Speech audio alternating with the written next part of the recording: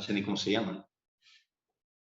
Entonces, por eso la política del precio. Marketing, ponemos primero, si os dais cuenta aquí, hemos dicho política de producto o servicio, definimos todas y cada una de las características de nuestro producto, ¿vale? Adelante. Definimos todas y cada una de ellas. Por otra parte, definimos la política del precio, recordad cuánto queremos ganar, qué me cuesta el material, qué me cuestan las cosas, cuánto me cuesta hacer la unidad, ¿vale? Y establecemos el precio en función de cómo nos queramos diferenciar de él. La política de distribución, ¿vale? La política de distribución hace referencia a que nosotros establezcamos, si nosotros, por ejemplo, fabricamos un producto, ¿cómo lo vamos a distribuir a los clientes? Vamos a utilizar, por ejemplo, supermercados, porque nuestro producto se puede vender en supermercados y podemos intentar llegar a acuerdos con ellos para que coloquen nuestro producto. Vamos a hacerlo simplemente nosotros directamente desde nuestra pequeña tienda y contratamos con empresas logísticas como MRV o Correos o todas estas que hacen transporte de paquetería, ¿vale? ¿Cómo vamos a decidir que vamos a distribuir? Y para ello, como pone aquí, dice, ¿cuál sería establecer la mejor forma de llevar los productos o servicios que vende una empresa desde los centros de fabricación o generación de servicios hasta los lugares donde pueden ser adquiridos? O sea, si yo quiero llegar a más clientes, vosotros pensáis que los que son los supermercados en líneas generales son distribuidores de productos. Es una tienda, probablemente de barrio, a lo mejor un poco más grande, en la que llegan productos de muchas empresas distintas y desde ahí se distribuyen a los hogares. Los ciudadanos van al centro comercial, o en este caso al supermercado, y compran los productos. Entonces, esto es cómo decidir cómo voy a repartir mis productos o servicios, ¿vale? Si yo tengo un servicio, porque los productos es más sencillo de entender, si yo, como he dicho, fabrico tazas y las meto en una caja y las envío, ¿vale? Pues es fácil entender lo que es la distribución, pero un servicio, ¿cómo se distribuye? Pues lo que os dije ayer, por ejemplo, es una persona que empieza a hacer en casa de otra gente, manicura, pedicura, no sé qué, y va ella personalmente, porque es quien hace ella o él el servicio, pues se desplaza directamente a las casas individualmente. Otra forma, pues no, yo es que tengo un centro de spa y de masaje y tal, y la gente es la que viene, ¿vale? Desde mi centro es de donde distribuyo el servicio, lo hago allí mismo, ¿vale? Después, por supuesto, y es lo más conocido del marketing, la política de comunicación, ¿vale? Que al fin y al cabo lo podemos resumir en las actividades publicitarias. ¿Cómo nos anunciamos? ¿Dónde nos anunciamos? Frecuencia del anuncio. Por ejemplo, nosotros lo que más vemos en la televisión, cuando vemos televisión hay mucho anuncio. Lo que pasa es que la televisión es un medio muy caro para publicitarse inicialmente. Ahora tenemos Internet que nos va a ofrecer mucho más económico la posibilidad de alcanzar a mucha más gente a través de la elaboración de contenido, intentar asociarnos con otras páginas que tengan más visitantes, que podamos ser visibles, etcétera, etcétera, ¿vale? Entonces, aquí te ponemos todo lo que vamos a hacer en principio. Como he dicho, lo que plasmemos al principio es probablemente las primeras ideas que tenemos dentro del plan de cómo nos vamos a publicitar. Esto después puede cambiar. No nos veamos como decir, bueno, hemos hecho el documento y ya no puedo cambiar lo que he puesto. No, se pueden cambiar cosas. Hola, buenas. Pasa. Toma asiento, ponte por allí donde hay un ordenador. Entonces, la política de comunicación consiste en eso, ¿vale? Básicamente, cómo nos vamos a publicitar, qué medios vamos a hacer. Y por supuesto, aunque viene ya puesto en uno de los puntos anteriores, ¿os acordáis cuando hablamos ya del posicionamiento, de la imagen que nosotros queremos que tenga el cliente de nosotros? Pues la política de comunicación tiene que estar relacionada con eso. Por ser muy claro en esto, si nosotros, por ejemplo, nos dedicamos a vender productos sanos, vegetarianos, por ejemplo, o veganos y cosas de este estilo, probablemente en mi publicidad, y voy a ser como muy exagerado, evidente que no, pues no voy a poner un toro, o voy a poner una oveja como, ¿sabes? No, o no me voy a asociar con una asociación de taurinos para que hacer publicidad en una plaza de toros. Aunque haya gente que pueda ser vegana que sea torera, pero no voy a ir aquí, ¿vale? Entonces, va a definir el posicionamiento que queramos hacer, va a definir probablemente el tipo de cosas con las que yo voy a utilizar para hacer mi promoción, ¿vale? Tenemos que tenerlo en cuenta. Entonces, aquí describiríamos las actividades publicitarias, la organización de nuestro vendedor y la forma en que va a presentar el producto, como hemos dicho, paquetería, envase, etcétera, y otras actividades promocionales que podemos hacer, como lo he dicho, promociones en carreras, etcétera, etcétera. Hay muchos medios, ya veremos, de merchandising que podemos hacer. Generamos camisetas con nuestro nombre y las ponemos allí, algunas gratuitamente, para que vayan dando publicidad, etcétera. Por último, que va a ser uno de los temas que voy a tratar, este tema lo vamos a tratar principalmente, si es posible, el jueves, lo veremos todo, el miércoles y el jueves, o sea, mañana pasado, la viabilidad económico-financiera, que es una de las cosas que en el banco van a mirar, ¿vale? De lo que más van a mirar, van a ver vuestros balances que presentáis aquí, van a ver, por ejemplo, si la idea de gastos e ingresos que vaya a tener es más o menos equilibrada y el negocio es sostenible, ¿vale? Esta parte es una parte muy importante en la que nosotros vamos a hacer, como veréis, previsiones a 3 años de lo que estimamos que vamos a ingresar y de lo que estimamos que nos vamos a gastar, ¿vale? En resumen, sería eso. Después hay una serie de ratios, que son divisiones, al fin y al cabo, es dividir un número por otro, en la que vamos a sacar unos porcentajes que nos van a decir si el negocio va bien o no va bien, ¿vale? Un poco la idea. Pues bien, nosotros ya hemos puesto, con esto serían como las partes que tiene el plan de empresa. Es la primera parte, el primer tema que hemos visto. ¿Cuáles son las partes que tiene el plan de empresa? Una vez hemos visto esas partes, nosotros, aquí os he puesto un epígrafe en el que hay una serie de páginas, una del Ministerio del Ministerio de España que se dedica a emprendimiento, ¿vale? En esta página web, como lo vais a tener, os podéis meter cuando queráis, hay una herramienta, ¿vale? Que si os metéis aquí, os registráis simplemente con vuestro correo, etcétera, y tenéis una serie de, una aplicación que os permite hacer el plan de empresa. Y colocando los datos, podéis tener borradores y haciendo. Y he puesto también otras herramientas más que hay que ayudan, ¿vale? Creo que, si no recuerdo mal, estas eran todas con registrarse, podíais hacerlo. No creo que fuese ninguna de pago, no lo sé. De todas formas, si fuese de pago, seguro que aparece al lado. No os preocupéis, cuando metáis en la página, seguro que os pone, pues vale tanto. Nadie os va a hacer un trabajo si cobra o lo va a hacer gratis. Entonces, aquí os lo pondría, herramienta en loop, que es otra. Esta que es la herramienta BizPlan, ¿vale? Y LeadPlan. Todo esto son cosas por internet que podéis meteros y tiene como una estructura de plan de empresa en las que van haciendo preguntas y vais rellenando precisamente, digamos, con otra estructura, pero lo mismo, los pasos que hemos dado, ¿vale? O sea, quiénes somos nosotros, nuestra estructura de negocio, la idea de negocio que tenemos, por supuesto el estudio de mercado, el entorno que hemos hecho, el entorno general, el entorno específico, todo lo que hemos ido, ¿vale?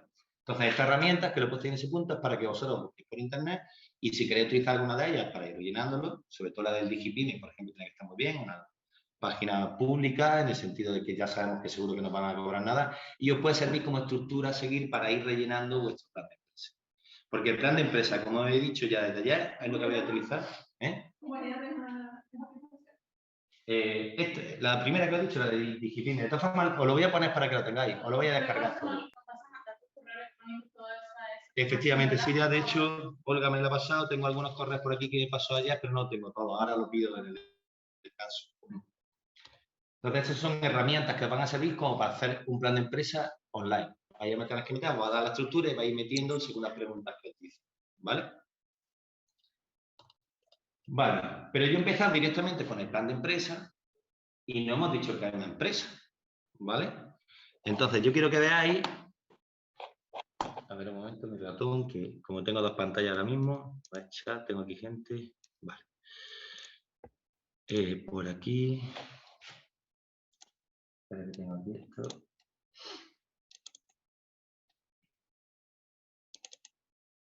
Aquí,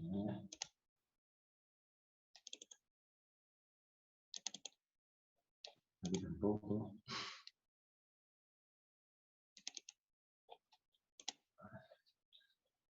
¿Dónde está la presentación? Ah, aquí. Disculpa. Vale. A ver, que se va a abrir por aquí. Y me llevo. Para que lo vean vuestros compañeros. A ver si podemos verlo. Bien. ¿Cómo definiríamos entonces? Hemos dicho plan de empresa y todas las cosas que tenemos que hacer en principio para hacer nuestro plan de empresa. Pero claro que es una empresa como tal. Conjunto de elementos humanos, financieros y técnicos. Si lo pensáis bien, las personas son el eje central de cualquier tipo de organización, ¿vale? Porque son las que llevan a cabo al final las tareas, o las que tienen como poco que supervisar lo que haga el ordenador, o saber utilizar una herramienta o una máquina, ¿vale? Pero son las personas las que al fin y al cabo hacen que eso funcione. Recursos financieros, el dinero que necesitamos para invertir y comprar esa maquinaria, para contratar a esa persona, para pagarme a mí mismo, si fuera necesario, si soy yo solo. Y técnicos que son también otros, pues por ejemplo, si yo voy a hacer una pequeña obra en un sitio y necesito a un arquitecto técnico que me firme, que sepa tal, pues también lo necesito.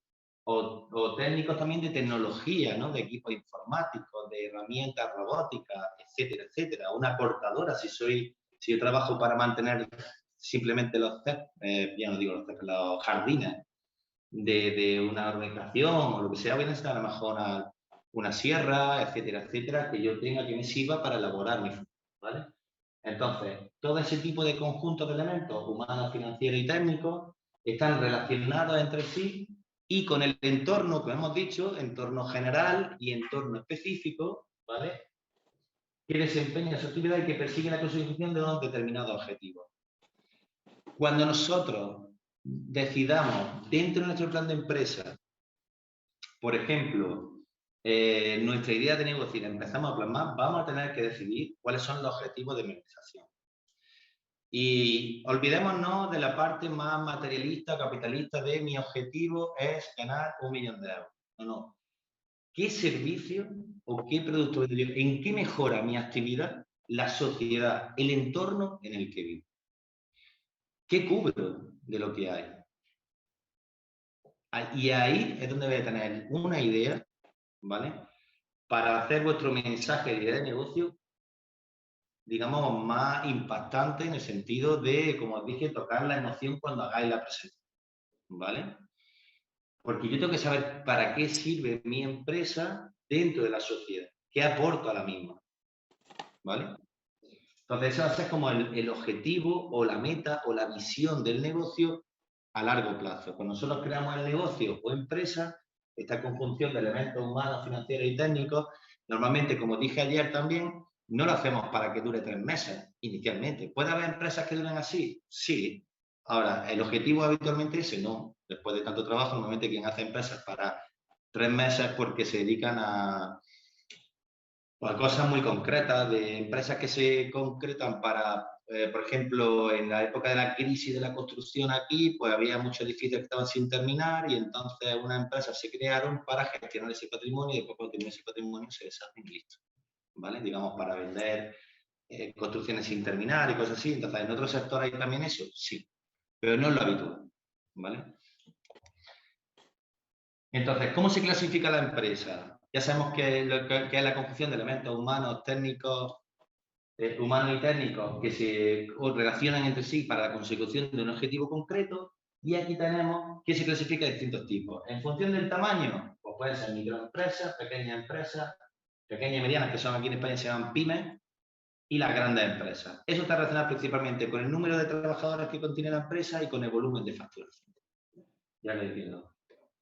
Según el sector de actividad, en España se dividen como en 3 sectores. Primario, que es normalmente el agrario, ¿vale? Secundario, que es normalmente el industrial, que es lo que fabrican en la industria, pues tanto piezas como, por ejemplo, productos químicos, etcétera, etcétera.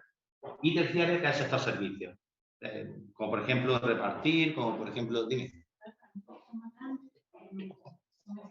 Pues no me deja.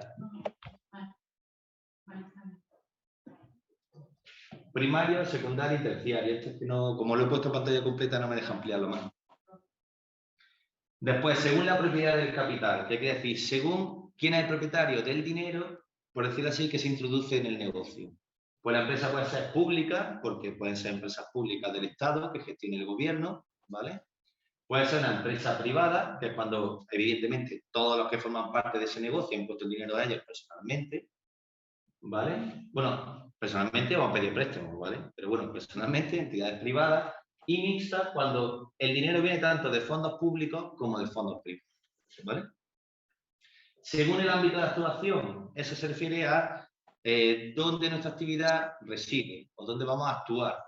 Si actuamos solo en nuestro barrio o en nuestra ciudad, se considera, por ejemplo, local, ¿vale? Como una empresa local, no se sale de una zona geográfica muy concreta en la que eliminamos nuestra actividad. Nacionales, cuando es todo el ámbito nacional. En el caso de España, pues toda la península y probablemente a lo mejor las islas de Baleares, Canarias, digamos, ese se consideraría nacional. No mucho más, ¿vale? No más allá de eso. Y las multinacionales, como conocemos, pues, desde Google, Coca-Cola, etcétera, sí nosotros nos dedicamos a trabajar a nivel internacional y nos relacionamos con otros países. Antiguamente, por ejemplo, que alguien tuviera una empresa multinacional implicaba muchas cosas, ¿no? Muchos recursos económicos. Ahora también, pero ahora con Internet y la posibilidad de tener tiendas online, etcétera, nos abre la posibilidad de que, sin considerarnos una empresa multinacional en el sentido estricto de que tenemos sedes, por ejemplo, en Beijing y en Canadá y aquí, ¿vale? Si considerarnos de esas características, pero ya no es estrictamente necesario. Si yo puedo colocar mi producto en muchos sitios, me puedo considerar como poco una empresa más que a lo mejor multinacional, si quieres, internacional. Vendo mis productos internacionalmente, aunque no tenga sedes propias, ¿vale? Lo que pasa es que vender productos a nivel internacional implica probablemente conocer la legislación mínimamente del producto que vendo, ¿no? Por ponernos en ejemplos muy claros, que son como muy significativos, en el caso de venta de ciertas sustancias, ¿no? Pues, por ejemplo, como sabemos, la marihuana o setas alucinógenas, este tipo de cosas, yo sé que es un mercado como muy oscuro en ese sentido, pero hay países que si está legalizado, por ejemplo, Holanda, el consumo en ciertos locales de ciertas sustancias está permitido y, por lo tanto, la compra-venta de ese producto está permitida. Bajo ciertas condicionantes y bajo ciertos sitios, está claro, hay una norma que hay que respetar en ese sentido, si no, eres multable y, por supuesto, te puede incluso poner algún tipo de pena. Lo que quiero decir con esto, hay legislaciones diferentes según el país. Entonces, yo lo que si mi producto, ¿vale? Se permite llevar al otro sitio y bajo qué condiciones. Hace no tanto, viendo por curiosidad, no sé si hay un canal de estos de televisión, de TDT, que se llama The Max. Y hay un programa que estaban hablando de la frontera, ¿no? De la aduana en el aeropuerto. Y había gente que venía poniendo Sudamérica con un montón de comida, no sé cuánto, que habían traído, etcétera. Claro, pues nosotros como personas normales habitualmente no conocemos ciertas cosas de la legislación, de repente llegan allí y le dicen, ¿esto qué es? Pues esto es comida, pues ¿cuánto lleva? Pues tanto, mira, solo te puede llevar esto se queda confiscado. Porque la norma fiscal y de Hacienda implica que para eso hay que pagar. Apartando el tema de que tiene que pasar por sanidad si es un producto alimenticio. Y la persona, yo me acuerdo de Grecia, ¿no? Pero si es que esto lo hago yo en mi casa, si es que es para mí, que ya que he conseguido venir después de no sé cuánto tiempo, lo he traído hecho. Y dice que sí, pero que no podemos hacerlo. Sí, pero que no. Claro, es norma, sí, claro, ya está en norma. Dice, yo sé que usted pues lo hace para eso, pero que no puede pasar por tanto. No, es que para mi sobrino, para no sé qué. Y el policía lo que hace es cumplir la norma. Como que, por ejemplo, si quieres llevarle a una persona de regalo, entonces tú tienes que saber que no lo vas a envolver en un papel de aluminio y meterlo en una bolsa plástica. Tienes que llegar, envasarlo al vacío y que esté vacío, por ejemplo, ahí te lo dejas pasar porque no tiene.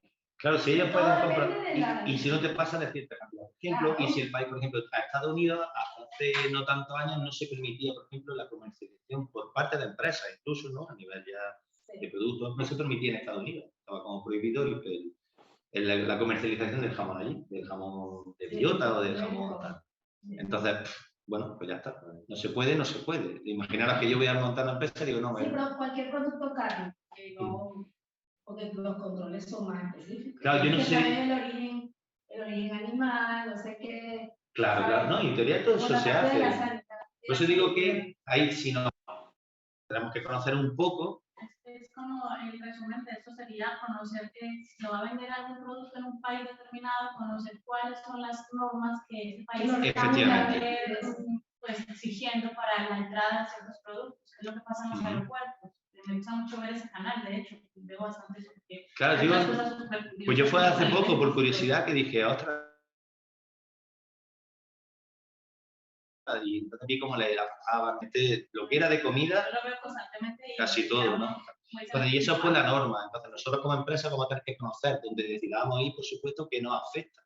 Por eso lo del estudio del entorno, cuando he dicho entorno general, factores políticos, económicos, sociales, tecnológicos, que nos afectan a nosotros en nuestra actividad. Tenemos que saberlo, al menos lo genérico. Después ya si necesitamos algo específico, evidentemente, como os dije, pues vamos a consultar a un abogado en concreto que se dedique a este tipo de cosas, o vamos a tener una asesoría concreta que le pagamos el año entero porque me cobran una cuota de 30 euros al mes y prefiero pagarlo para tener una cobertura. Bueno, ya cada uno decidirá, según su modelo de negocio, cómo lo hace. Pero tenemos que estar informados, para ya que de repente nos dice, ostras, pues me he gastado, imaginaros, y me lo invento, 6.000 euros en enviar un montón de productos a tal país porque me he encontrado gente que lo quería y de repente me he encontrado en la aduana que me han quitado todo. Y que para recuperarlo tengo que pagar la multa que me imponen por haber intentado pasar ilegalmente dichos productos. Por ignorancia. Claro, por no haberlo sabido. Entonces, bueno, estas son las clasificaciones. Ya sabemos lo que es una empresa y sabemos cómo se clasifican. Según tamaño, grandes, medianas, pequeñas, por decirlo así. Según el sector de actividad, primario, como he dicho, agricultura, secundario, industria, ¿no? El producto, fabricación de productos, productos químicos, productos como por ejemplo los coches, la creación de coches, la fabricación de coches, sería secundario, que industrial. Y terciario, servicios, pues, hoteles, bares, restaurantes, distribución de cosas, servicios, ¿vale? Principalmente. Según la propiedad de capital, pública, privada o mixta, que sería público-privada, según el ámbito de actuación, locales, nacionales y multinacionales, y según la forma jurídica, que es lo que vamos a ver después, pues hay un chorro.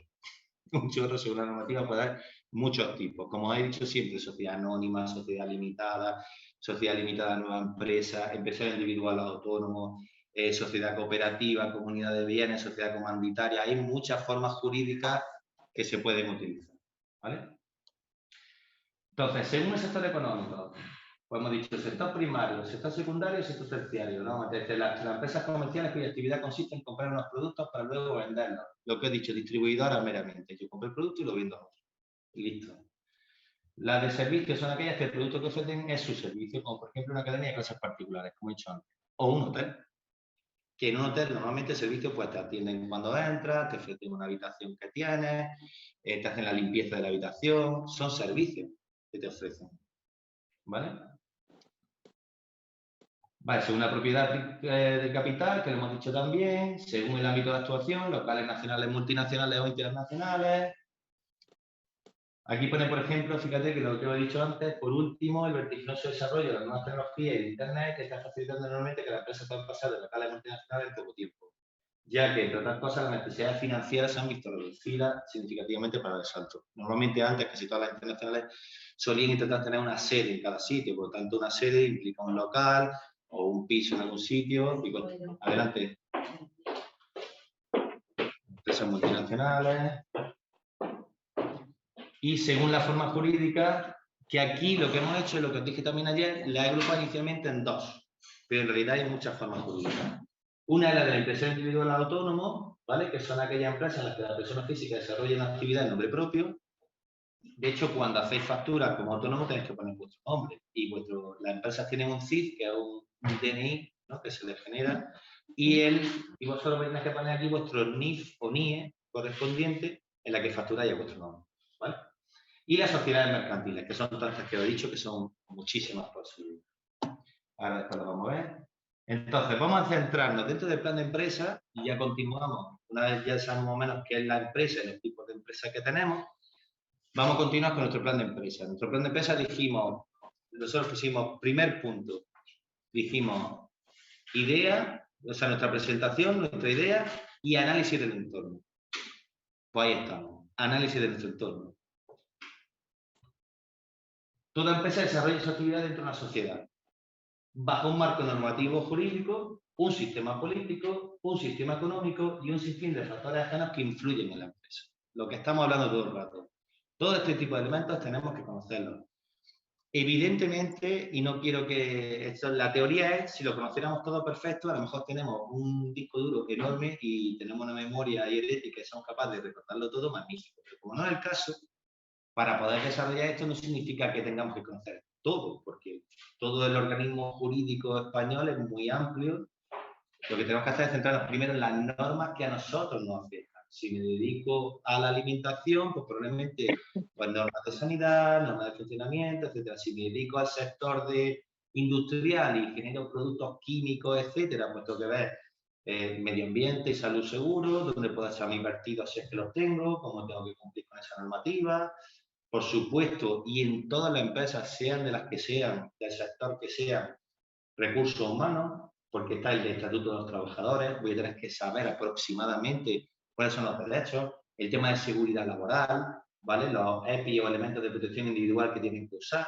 Nosotros ahora, estos últimos años, se habla mucho de los EPI en sanidad con el tema del COVID, que era la mascarilla, que es el traje que se tenían que poner, medios de seguridad para protegerse ante posibles causas del trabajo. En la obra se utilizan mucho los arneses, los guantes, ¿vale? El casco, por supuesto, etcétera, etcétera. Entonces, vamos a tener que conocer ese tipo de normativa, al menos lo básico, o si no lo conocemos, buscarnos, como dije ayer, asesoría. Una asesoría fiscal, una asesoría laboral, una asesoría jurídica, que nos vayan informando sobre cosas cuando tengamos, oye, ¿qué obligación tengo ante esto? Por ejemplo, otra norma que nos afecta a cualquier tipo de negocio, la Ley Orgánica de Protección de Datos hoy en día. Si nosotros tenemos un sistema informático simple, en el que supuestamente guardamos datos de nuestros clientes, como nombre, apellido, dirección, DNI, correo electrónico, etcétera, etcétera, aunque no sean datos sensibles, los datos sensibles de la ley pueden ser aquellos relacionados con creencia, religión, opción sexual, sanitarios, de salud, por supuestísimo, entonces son de extrema sensibilidad y tienen unas medidas mayores de seguridad. Nosotros tenemos que entregarle al cliente, que cuando entre lo demos de alta, un papel, además obligatorio por ley, en el que te ceda el derecho de uso de eso. Y tú le tienes que aplicar el papel para qué los va a usar. ¿Vale? Que en principio va a ser solo, por ejemplo, para la gestión diaria de la empresa, no se va a compartir con nadie. ¿Vale? Esto se hace en todas partes. Sí, de hace mucho tiempo. Entonces aquí pongo, por ejemplo, las pymes, acrónimos de pequeñas y medianas empresas, no son más que los directores o gestores de estas pequeñas y medianas empresas deben tener conocimiento de los temas de gestión como el entorno que va a desarrollar la comunidad. ¿Vale? Para que la empresa alcance de la mejor manera posible todos los objetivos y estén en consonancia con su razón de ser. Esto es la típica frase que dicen en francés, que es la razón de ser. ¿Vale? Raison d'être, o así se dirá. Entonces, el entorno en el que vamos a desarrollar nuestra actividad, la empresa, se caracteriza por esto. Es volátil, todo está cambiando muy rápido continuamente en el entorno. Es incierto, el entorno no hay garantías ni certezas claras. Estamos viendo cómo de repente cambia un gobierno y cambia una norma que afectaba a algo. Estamos viendo cómo de repente hemos encontrado una guerra que ha afectado a la subida de precios de un montón de cosas. O sea, todo va cambiando. Es complejo, ¿vale? Es complicado y confuso porque de repente hay muchos actores que funcionan ahí y que nosotros como pequeña empresa probablemente por lo que tenemos que estar un poco alerta, pero no vamos a poder a lo mejor influir demasiado, ¿vale? Y por supuesto es ambiguo. Hay muchas opciones y no queda entrar en los límites de nada, ¿vale? Es verdad que estas son como las características que definen, que se hacen por estas iniciales, VUCA, de volátil, uncertain, ¿vale? Complejo y ambiguo.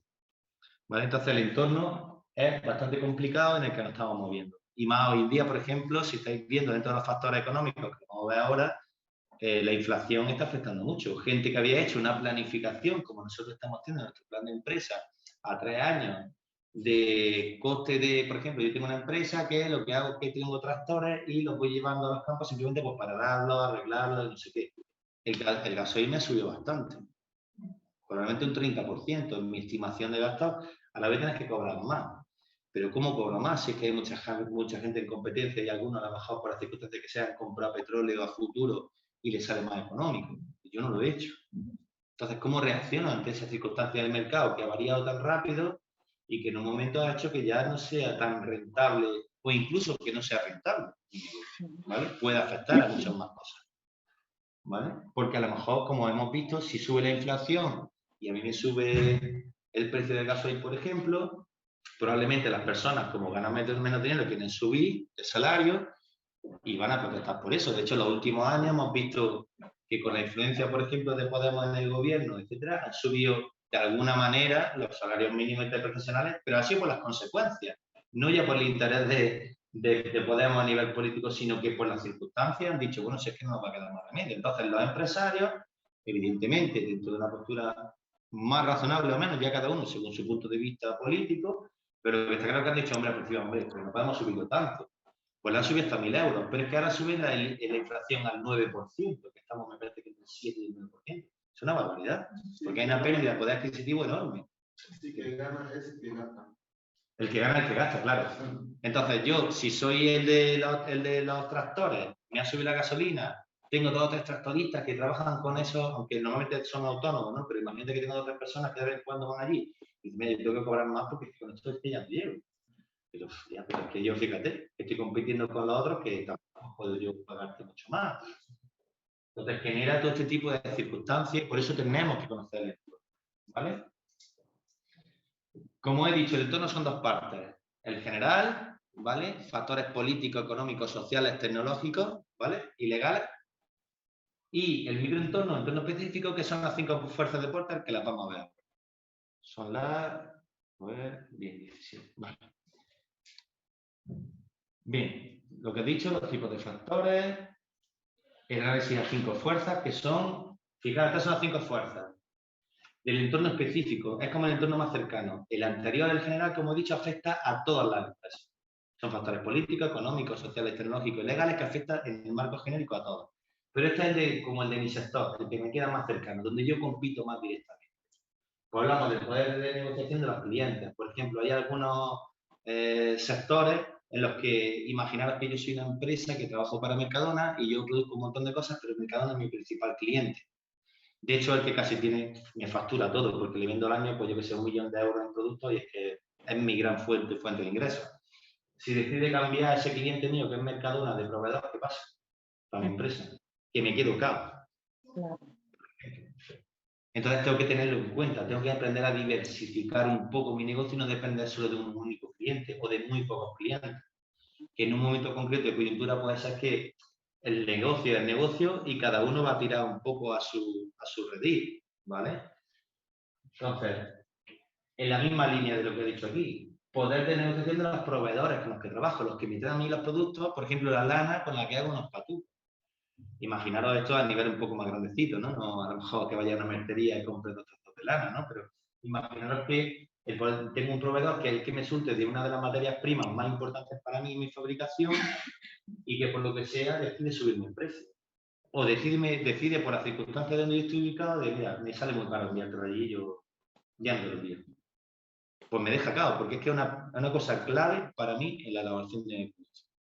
Tenemos que tener eso en cuenta. Diversificación de proveedores o diversificación de productos si depende demasiado. ¿Vale? Sí, sí. Hoy, ahora en el descanso después, cuando llegamos, me dais los correos electrónicos todos, y es que se los pedía Antonio, pero Antonio tenía de la gente, de vuestras compañeras y compañeros que están online, sí lo tienen. ¿Vale? Pero prefiero que me lo deis todo y esta tarde yo termino de maquetar una cosa y os lo envío a todos. Y ya lo tenéis. ¿Vale? ¿Algo más? Por ejemplo, una carta de reclamación, ¿afecta a empresa o no afecta a empresa? Claro, una reclamación, claro que sí. Sí, pero ahora, ¿cómo se hace? Porque a veces se pasa con nosotros. En teoría, si os ponen unas reclamaciones, vosotros tenéis que tener un documento legal que emite la Junta, que es una triple copia. Una copia de la demanda que te pone el cliente, te la quedas tú. Otra copia se la lleva el cliente, firmada. Y la tercera copia, la empresa debe de enviarla a la Junta, debe de quedar enviada a la Junta para que la Junta, digamos, dirima, que se dice, digamos, analiza, estudia si tiene sentido la demanda, digamos, la queja o reclamación, si tiene sentido o no. En el caso que tenga sentido y le dé la razón al cliente, pues va a poner lo que tiene que hacer. Yo, por ejemplo, lo más clásico en este tipo de cosas, yo me acuerdo hace tiempo, cuando la gente se compraba más ordenadores de mesa y eso, pues muchas veces venían piezas defectuosas. Entonces llegaba y le ponían bajar reclamaciones a la tienda a lo mejor no te quería cambiar la pieza. Se ponía que no te la cambio, eso la has roto tú. Dice, pero si tiene menos de 6 meses, pues se me compró hace nada y se me ha estropeado.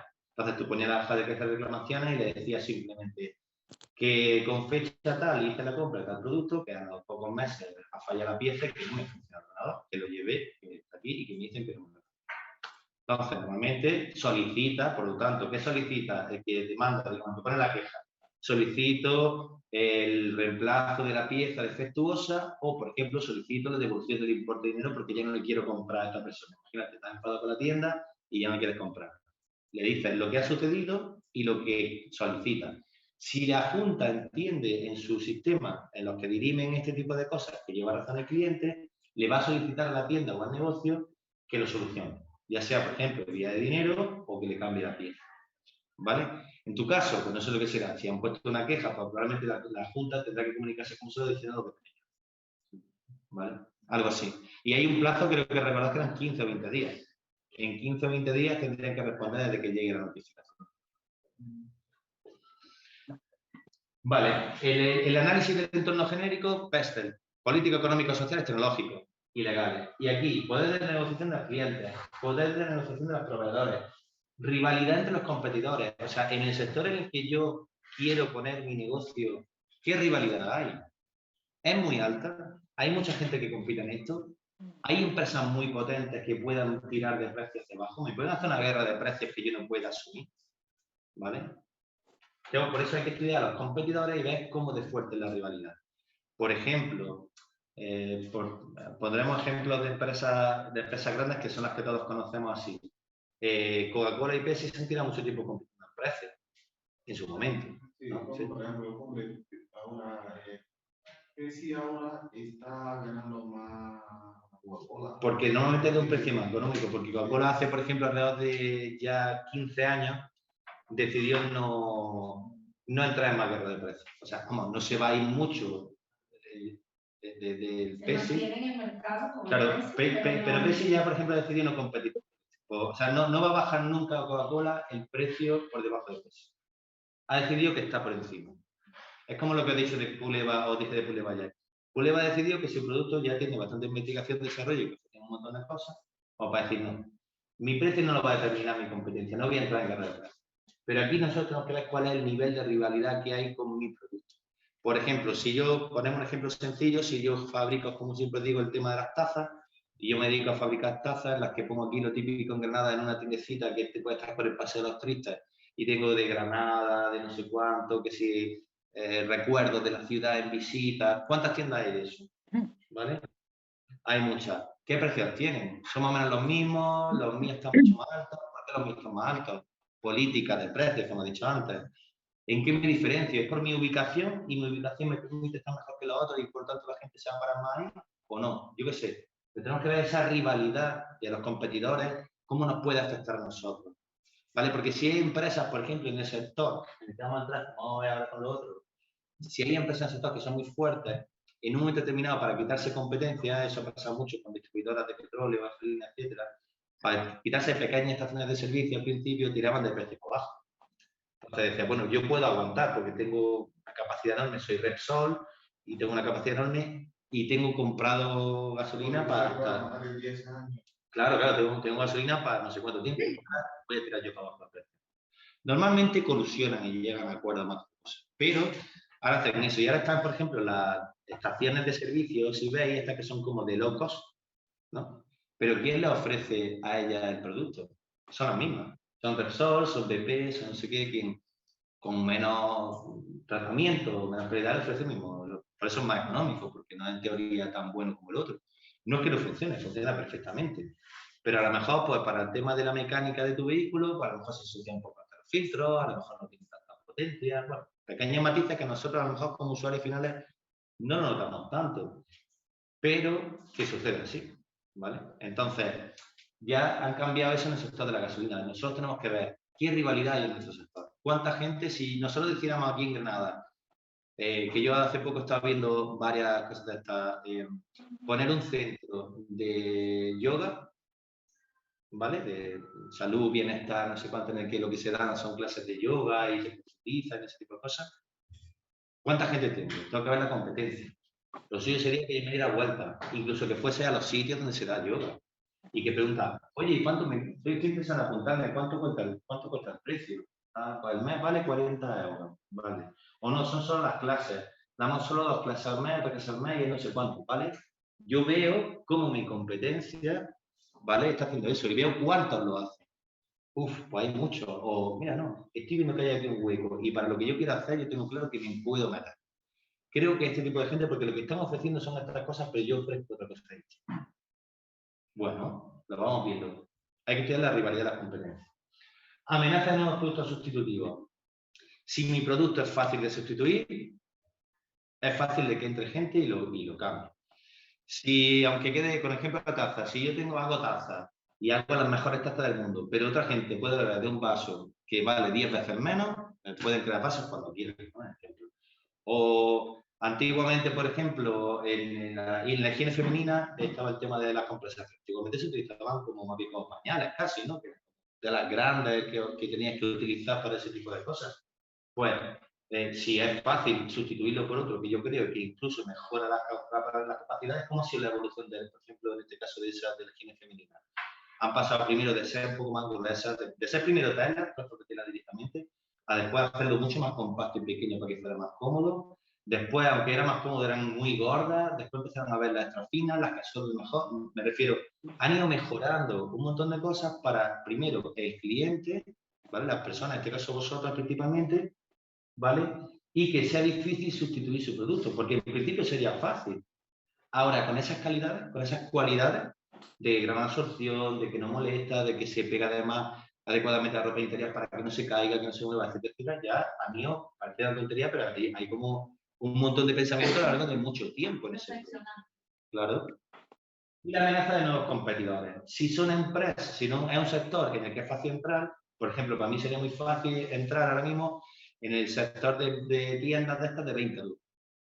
¿Vale? De un vendo todo a no sé qué, porque hay grandísimos productores de ingentes, digamos, ¿cómo se dice esto? Empresas que están en Valencia, en Barcelona, que venden productos que tú los compras casi a granel, te los llevas a la tienda, lo pones y necesito poca inversión. Un local de alquiler, imaginad un elemento de 700, 800 euros y una inversión de 3.000 euros en productos para empezar y abro mi tienda y listo. No necesito mucho más. Cumplir con los requisitos que me diga el ayuntamiento de accesibilidad, etcétera, y poco más. Y es más, si el local es antiguo, ¿vale? Y tiene exención con respecto al cumplimiento, porque la comunidad del edificio no va a poder pagar lo que es el acceso de rampa al edificio, a lo mejor te puedes hasta librar. En principio no, ¿vale? En principio te van a obligar a modificarlo. Pero podría ser incluso. Entonces yo con poca inversión podría meterlo. Ahora, si voy a entrar en un sector en el que se requiere mucha pasta para entrar, como por ejemplo el sector de la hidroeléctrica o el sector de las placas solares, yo tengo un terreno que tengo que alquilar, pero bueno, un terreno grande en el que puedo poner un montón de placas solares y vender la electricidad a las grandes distribuidoras, Endesa, etcétera. Pero ¿cuánto tengo que pagar para poner todas esas placas solares? Y el mantenimiento de las placas solares, ¿vale? Y los condensadores y los aparatos que se tienen que utilizar para que, los centros de transformación, para que llegue la luz y se distribuya al resto del sistema, para venderla. Ahí hay una inversión bastante grande. Y de hecho, por ejemplo, la instalación para pasar tu electricidad que recaudas o que recoges en tu batería, digamos, que vas llenando, para distribuirlas tienes que hacer una serie de instalaciones que tienes que pagar tú.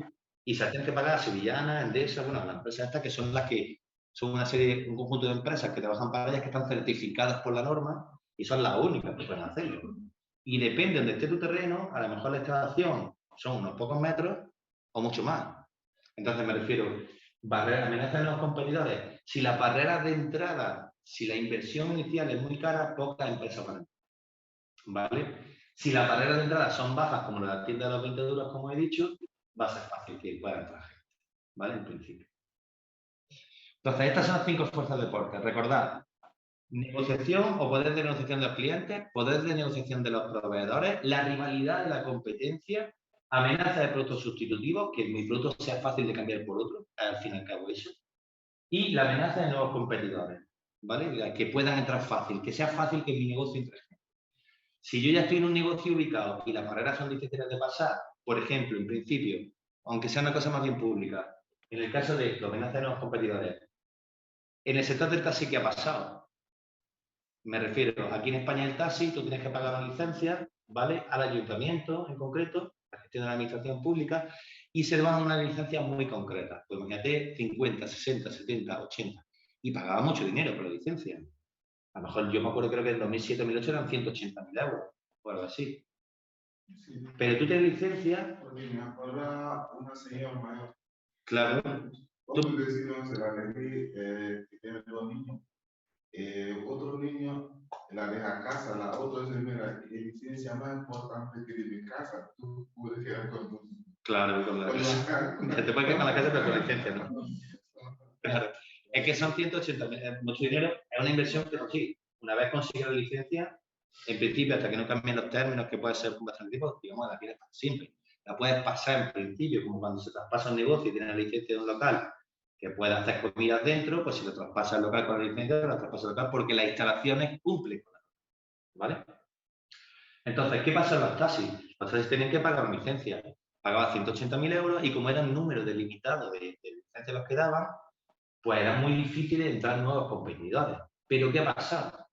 Que han llegado grandes empresas, ahora como Uber, como, bueno, pero BlaBlaCar es como dentro de la economía circular, fíjate, lo podemos cambiar diferente. Yo digo empresas de tráfico, de VTC, de vehículos de transporte de turistas o de personas que han entrado sin tener que cumplir los requisitos legales que le obligaban a los taxistas.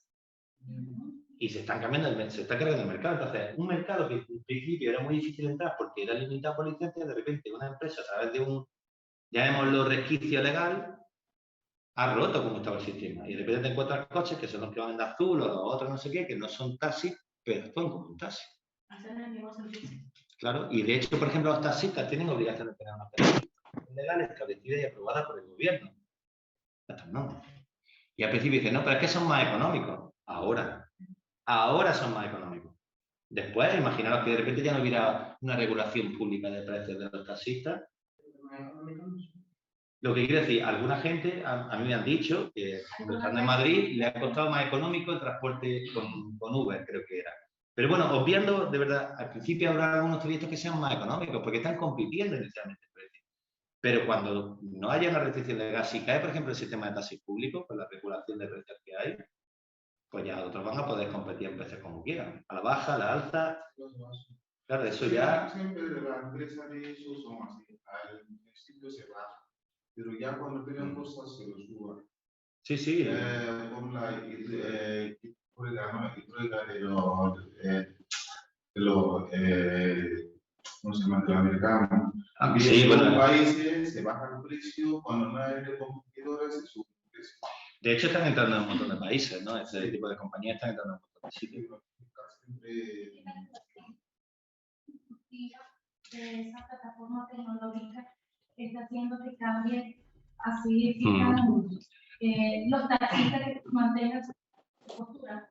No hay clientes porque los beneficios que da la tecnológica suple las necesidades de la mayoría de los clientes. No, y está claro que evidentemente cualquier tipo de negocio, una cosa vital, ya que estamos hablando del plan de empresa y todas sus partes, ¿no? Nosotros vamos a tener que adaptarnos al entorno que estamos analizando, vamos a tener que estar vivos. Esto no es una cosa que, no, yo decidí así, esto va a ser siempre así, ¿no? Las cosas cambian, las leyes cambian, los políticos están continuamente, según la ideología, incluso cambiando cosas, o de repente llega una nueva tecnología que lo modifica todo. También hay otra amenaza que es los cambios, o sea, las nuevas tendencias, los movimientos ambientalistas, ecológicos, Claro. el uso de no plástico, o sea, son nuevas tendencias que van surgiendo y que te tumban un negocio rápidamente. Claro, y que de hecho, como lo tenemos, por ejemplo, planificado, si nosotros tenemos una idea de responsabilidad social corporativa, ¿no? Dentro de lo que he dicho, de cuando nosotros planificamos cuál es nuestra idea de negocio, tenemos que darle también, le vamos a tener que dar, dentro de esa idea de negocio, tenemos que llenar de una filosofía, de una ética, y tenemos que decidirla. Me da igual que sea pro-ecologista que lo contrario. Tú tienes que defender lo que tú veas conveniente. Claro que también, además de que pueden ser una amenaza para nuevos negocios, hay negocios que ya evidentemente están súper posicionados por Procter & Gamble, que son las marcas de todos los pañales y toallas desechables sanitarias, casi todos. Sí, y la vajilla y... Hay que utilizar materiales biodegradables, no sé qué, o sea, para poder entrar dentro de esas nuevas tendencias. Claro, hoy en día, por ejemplo, en cuanto a ese tipo de posicionamiento, cuando nosotros emprendemos nuestra idea tiene que impregnar con una filosofía y con una ética concreta, lo suyo es que nuestros mensajes publicitarios vayan ligándose a eso. Claro. Hoy, por ejemplo, sería probablemente muy perjudicial que nuestra idea a la hora de publicidad nos, digamos, dijéramos algo negativo con respecto al medio ambiente. Sería muy negativo. Claro. Porque probablemente, y me parece que este año aquí, al menos en Granada, yo llevo en noviembre, estoy con este 6, tengo calor. Para mí es rarísimo. Entonces, yo no sé si hay cambio climático o no. Dios me libre que no soy científico, ¿vale? Hay gente que dice que una cosa, que eso me interesa, otro que no. Me da igual. Yo lo que sé es que estamos a 15 de noviembre y estoy con esto y tengo calor cuando habitualmente era, mamma mía, qué frío hace hoy. Entonces, la idea un poco es raro posicionarte con tu idea de negocio y ponerte como en contra de este tipo de cosas. Eso se lo dejamos a los políticos y se lo dejamos a quien sea. Nosotros vamos a impregnar de una especie de ética en nuestro negocio, evidentemente porque nos queremos diferenciar con respecto a otros en cosas. Y queremos ser, por ejemplo, leales a nuestros propios pensamientos. Eso es perfecto en ese sentido. Entonces, imponemos, digamos, en nuestro negocio cómo vamos a actuar. Como os dije ayer, las cosas más sencillas. ¿Qué vamos a hacer? ¿Trato personalizado o individualizado o no? A lo mejor por el tipo de negocio que tengo no se puede el personalizado. Pero a lo mejor sí puedo establecer una atención al cliente específico. Hay muchas empresas que empiezan poco a poco, porque algunos servicios al cliente no son muy buenos, pero empiezan poco a poco a hacer ese tipo de atenciones personalizadas. En el sentido de, en mi día a día a lo mejor no puedo, pero, por ejemplo, aunque a lo mejor algunos tengan mala experiencia, pero en Amazon tú compras, pides algo, te llega roto, lo devuelves y es que ni te preguntan. Es que ya ni te preguntan. Venga, sí, venga, devuélvelo, no te preocupes. Por volumen, ¿no? Me da igual. Ellos lo hacen por volumen. Y te llevan de repente y te cambian el producto o te devuelven el. No entran en disputas, no generan eso. Y habitualmente, por el tipo de logística que tienen ahora mismo hecho, suelen funcionar más o menos rápido. Sí, tienen seguros que cubren todo eso y le da lo mismo, vamos. Bueno, claro, perfecto. sale más caro una además. Claro, entonces ya no entran, claro, ya no entran en ese tipo de cosas.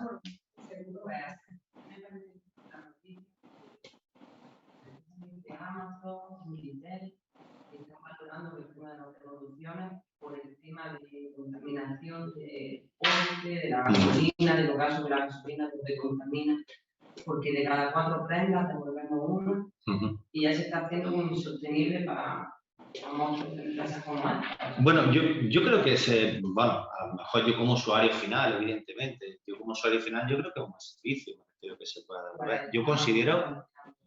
Yo considero que, por ejemplo, en el caso de Intel, más que fíjate en el de Amazon, que tiene menos sitios logísticos aquí en España, pero en Intel sí los tiene, sería súper fácil porque te llevan a una tienda una serie de productos y tú vienes en cambio y se van a comer continuamente.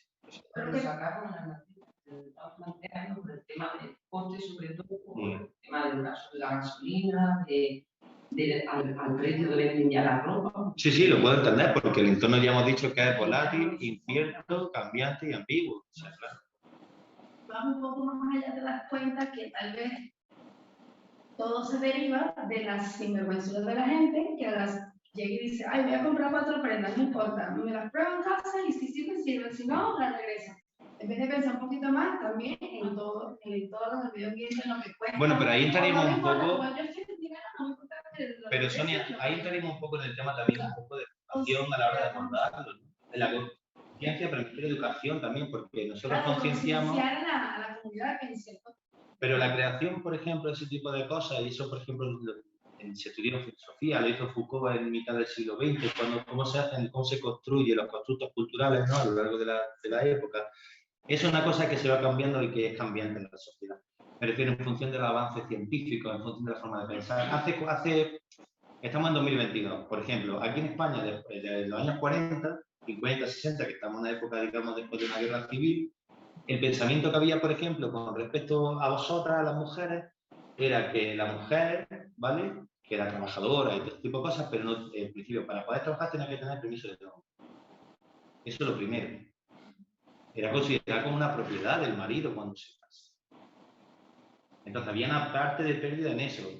Ese constructo que era cultural, que venía de mucho tiempo atrás, que no era de aquella época, ¿vale?, no había los últimos 60, 70 años, 80 años, ha ido cambiando culturalmente a través de una serie de movimientos que normalmente se dice que se empezaron en los años 60 con el movimiento de liberación en Estados Unidos, bueno, etcétera, empezar a globalizar poco a poco a través del desarrollo de la televisión, de que llegaron mensajes a otros sitios, las radios, gente que empezó a viajar más, aumento de la comunicación, y hizo que poco a poco la idea de visión de esa realidad que se veía, por ejemplo, aquí, no sé en otros países, pero aquí era más o menos así, fuera poco a poco cambiando hasta que llegaron los años 80, etcétera. Entonces, lo quiero decir, los procesos culturales no es de aquí a allá. Claro. Y el cambio del medio ambiente, si os dais cuenta a nivel político, desde los años 98, por ejemplo, que fue la cumbre de Kioto, nadie está cumpliendo los protocolos de Kioto, nadie.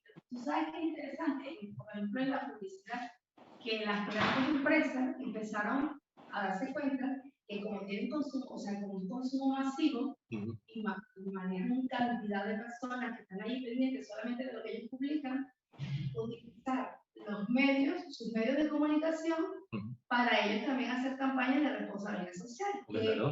Y eso fue una tendencia que de pronto fue que apareció, de que utilizar lo que tú para concienciar a comunidades, no sé qué. Sí, eso... Un poco ahí viene esa parte, que el consumismo, por ejemplo, mira, la trata consume, pero consume, qué sé yo, con conciencia y hace campañas. Eso sobre todo llegó con el tema del cambio climático y la lucha que hubo en Estados Unidos entre Al Gore y George Bush, cuando hubo la convocatoria, que fue el que hizo el documental sobre el planeta. Entonces, Al Gore le dio mucho impulso por el tipo de personaje. Sí, ¿vale? Y cuando dejamos un poco la parte comercial a un lado, y por ejemplo, o sea, vamos a estar claros que en las mafias, por ejemplo, de las tabacaleras, que manejan una cantidad de dinero en el mundo, ¿no? Pero ya luego la Organización Mundial de la Salud le dice, oye, mira, no, tienen que utilizar la cantidad de millones y millones y millones de personas que lo siguen y entonces exigieron en la caja de pillas de cigarrillo, vamos a colocar por lo menos, mira, si fuman, bueno. Y esas son tendencias de campaña que se derivan de eso, ¿no? Cuando ya claro, pero que lo que yo te quería decir con todo lo que he contado, que me he enrollado aquí, lo que quería decirte simplemente es que desde que llegó eso hasta que llegaron a la cajetilla con esa frase, sí, pasaron 40 años desde que se empezó a decir eso, 40 años. Sí. Entonces, la idea de concienciación de la que habla es un proceso que eso es paulatino, que es educativo, es de imposición, de que ese relato, porque al fin y al cabo son relatos, ¿vale? Vaya venciendo. En otra época se consideraba que fumar tabaco a los hombres nos convertía en hombres. Y a partir de los 12 años, 13 años, tu padre te decía, toma, fúmate un cigarro. Sí, sí, los machos. Claro, sí. Sí, esa era la idea. Claro. Y eso era, de hecho, era la idea que imperaba. Y ahora no se ve así en absoluto. Dice, no fumes en tu vida, por ejemplo. No te vas a hacer más hombre. Se empezaron a prohibir las campañas publicitarias de televisión, todos los medios audiovisuales del trabajo. De hecho, salía, ¿verdad? El cabello de Marlboro, que había un vaquero. Yo trabajaba en una empresa publicitaria. Hace 1000 años. Cuando justamente salieron las leyes de que ya no se podía hacer. No se puede, claro. Entonces te tienes que reinventar la publicidad de otra forma. Porque sí. No puedes sacar en el cine una... Y ahora te la inventas de la forma que tú has dicho. Pues nosotros estamos, pues, nuestros productos de P&G, por ejemplo, que tienen un montón de detergentes y cosas de este tipo, ¿vale? Porque una multinacional que vende, no imagináis, pero vamos, creo que Colgate de ellos, un montón de Mimosín, bueno, casi todos de ellos. P&G es la que controla el mercado mundial de todo este tipo de cosas. Pues esa empresa que dijeron, bueno, pues nuestros productos son, digamos, eco-friendly, ¿no? Digamos, de repente ya no contaminan tanto, hemos cambiado los productos químicos que utilizamos para esto y ya no es contaminante, esto es biodegradable. Además, las botellas ya se pueden entrar dentro del ciclo Claro, nosotros tenemos dentro de nuestra idea de negocio, evidentemente, que posicionarnos de alguna forma para que nuestro cliente nos perciba donde nosotros queramos que nos perciba. Hemos pasado, mira, hemos visto ya del plan de empresa, dijimos que el punto 1, ¿vale? Era nuestra presentación, la idea de negocio, que quiero que la vendáis, y ya Olga sabes que va a tener que vendérnosla bien. No, bueno, después.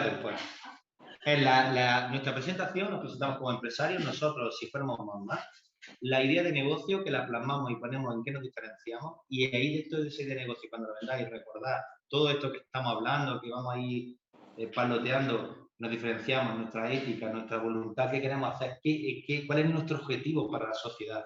Porque hay muchas empresas que venden tazas y que venden objetos, y hay muchas empresas que arreglan zapatos, y hay muchas empresas de todo. Pero nosotros, a nivel de ideas, cuando nosotros queremos vender un negocio, cuando nosotros queremos captar capital, por ejemplo, o simplemente cuando nuestro cliente quiero que se sienta conmigo vinculado, no podemos simplemente arreglar zapatos. Nosotros mejoramos tu vida, y por poco dinero, porque si te compras los zapatos te cuestan 90 euros. Y yo voy a hacer que el arreglo de tus zapatos sea bueno. No quiero decir que te inventes ni que mientas, lo que te estoy diciendo es lo que ofreces. Y te ofrezco cercanía. Y te ofrezco que estoy aquí hasta las 8 de la noche y que tardo en arreglarte los zapatos, pues yo que sé, un máximo de 48 horas. Que la tienes cerca y que no tienes que gastarte el otro. Entonces, ¿qué negocio vendo? ¿Qué es lo que hago? ¿Cómo lo hago? ¿Por cercanía? ¿Simplemente por efectividad? Porque Amazon no se acerca al cliente diciendo te voy a dar un trato personalizado. Bueno, lo hacen en cartas, me refiero, porque está ahí todo informatizado y coge, estimado Antonio, ha sido un placer que nos haga el último pedido de su no sé qué, no sé cuánto, no hay ninguna incidencia, si tiene algo, por favor, póngase en contacto con nosotros y bien sigue el formulario. Calpando. Vale, bien, intentar personalizarlo, sale mi nombre, sé que va a mí, sé que por tu pedido, que hace un seguimiento. Pues está muy bien, la intención es buenísima. Pero si tú vas del barrio a comprarle todos los días el pan y no sé cuánto, al final te acabas haciendo amigos si te trata bien. Oye, Francisco, guárdame las barras de pan que luego me paso. Venga, no te preocupes, te las guardo. Y saque cuántas con 2 barras de pan para luego. Yo qué sé. ¿Qué es lo que me ofrece? Me ofrece seguridad, me ofrece tranquilidad, sé cómo está el pan además, sé lo que hace, me tiene en cuenta cuando le digo estas cosas. ¿Cuál es mi posicionamiento y cómo lo veo? ¿Vale? Vale. Entonces hemos visto el entorno general, factores políticos, económicos, sociales, tecnológicos y el entorno específico. Y dentro del entorno general quería decir una cosa, a ver, que creo que estaba por aquí. Vale, la empresa, clasificación, según el ámbito de actuación, esto lo hemos visto, tipo de empresa, forma jurídica que lo vemos luego, el entorno de la empresa, hemos dicho que volátil, incierto tal, y aquí. Cosas que cuando nosotros hagamos nuestro análisis del entorno general, por ejemplo, tenemos que tener en cuenta. Estabilidad gubernamental. Por ejemplo, es estable el gobierno. El gobierno no me refiero, por ejemplo, que sea de un partido o de otro. El gobierno del país. Por ejemplo, en Argentina hace poco pues, había mucho. Han estado con casos continuamente de corrupción, que tenían que cambiar de presidente. La mujer Kirchner me parece que al final iban a meter en la cárcel, después se dio como que le han intentado asesinar a otro, yo qué sé, bueno. Es mucha inestabilidad, mucho cambio gubernamental, nadie se fía de nadie. O, por ejemplo, hay, no me acuerdo en qué país africano, el jefe o el presidente de ese país, no me acuerdo cuál era, no me acuerdo si era el Senegal o otro, me he equivocado y voy a meter la pata, pero en un país de esos, pues había una familia muy poderosa que era la que gestionaba en líneas generales el gobierno del país y estaban siempre cambiando las cosas según les interesaba. O sea, llegaban a acuerdos con empresas, por ejemplo, multinacionales americanas, lo que sea, recibían un montón de pasta y vendían los recursos y no tenían en cuenta la población. Y de repente uno le dio por pegarle un tiro al otro y al final cambiaron de presidente. Pero hermano, es verdad, yo qué sé, pasó hace ya unos años, pero por ese tipo de cosas, pues inestabilidad gubernamental. En Guinea, ¿no? Me suena a mí que fue, es que no sé el país, la verdad. Por ejemplo, la política impositiva del gobierno, factores políticos, ¿qué tipo de política tiene? Como hemos visto ahora, pues los partidos, por ejemplo, del PP en las comunidades, en las competencias que tienen, están cambiando y están bajando ciertos impuestos para cierta gente, no sé qué, que a lo mejor puede favorecer mi actividad, o lo contrario, a lo mejor me afecta muy negativamente algún tipo de... El caso es ver la política, si es de subir, si es de bajar, cómo me afecta. Subvenciones del gobierno, que hemos dicho, ayuda. Vuestra compañera Vanessa comentó ayer el tema de la nueva ayuda esta, por ejemplo, para el tema del kit de internet, ¿no? Vale. Digital, kit digital. Pues kit digital para empresas. También hay ayudas para mujeres, para la creación de empresas. Hay bastante, o tiene que haber bastante en el catálogo. Pues hace 3 años estaban, la verdad que ya última no lo he visto, pero hace 2 o 3 años estaban en los planes de emprendimiento del ministerio. Sí, sí. En el CADRI. Menores de 35, puede ser. Solo.